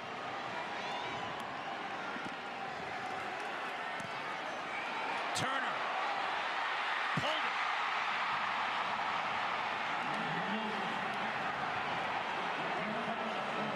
Heartbreak for Turner in the cards. Virginia survives for the second week in a row on a missed field goal. How about that football contest we just witnessed, Chris? I mean, there were in-game adjustments by these coaches. There were letdowns by certain players that, again, they answered. They answered their own calls. It's exhausting. This is what ACC football is all about. I mean, you are so right. You have no idea. You literally have no idea who's going to win the game, even with 2 minutes left in the fourth quarter. Mark, the ACC, look, let's be honest. The ACC may not be fielding a national champion this year, but there are games you just cannot miss every week. No. Because you have no idea what you're going to see. I can't believe Louisville had a legitimate shot at winning this game, and Turner just a little bit of hook on it. Yeah, and he just over-rotated, it looked like. You know, it's, again, you know, you talked to Bronco Mendenhall before this week, and coming off that win against Miami, the difference that a field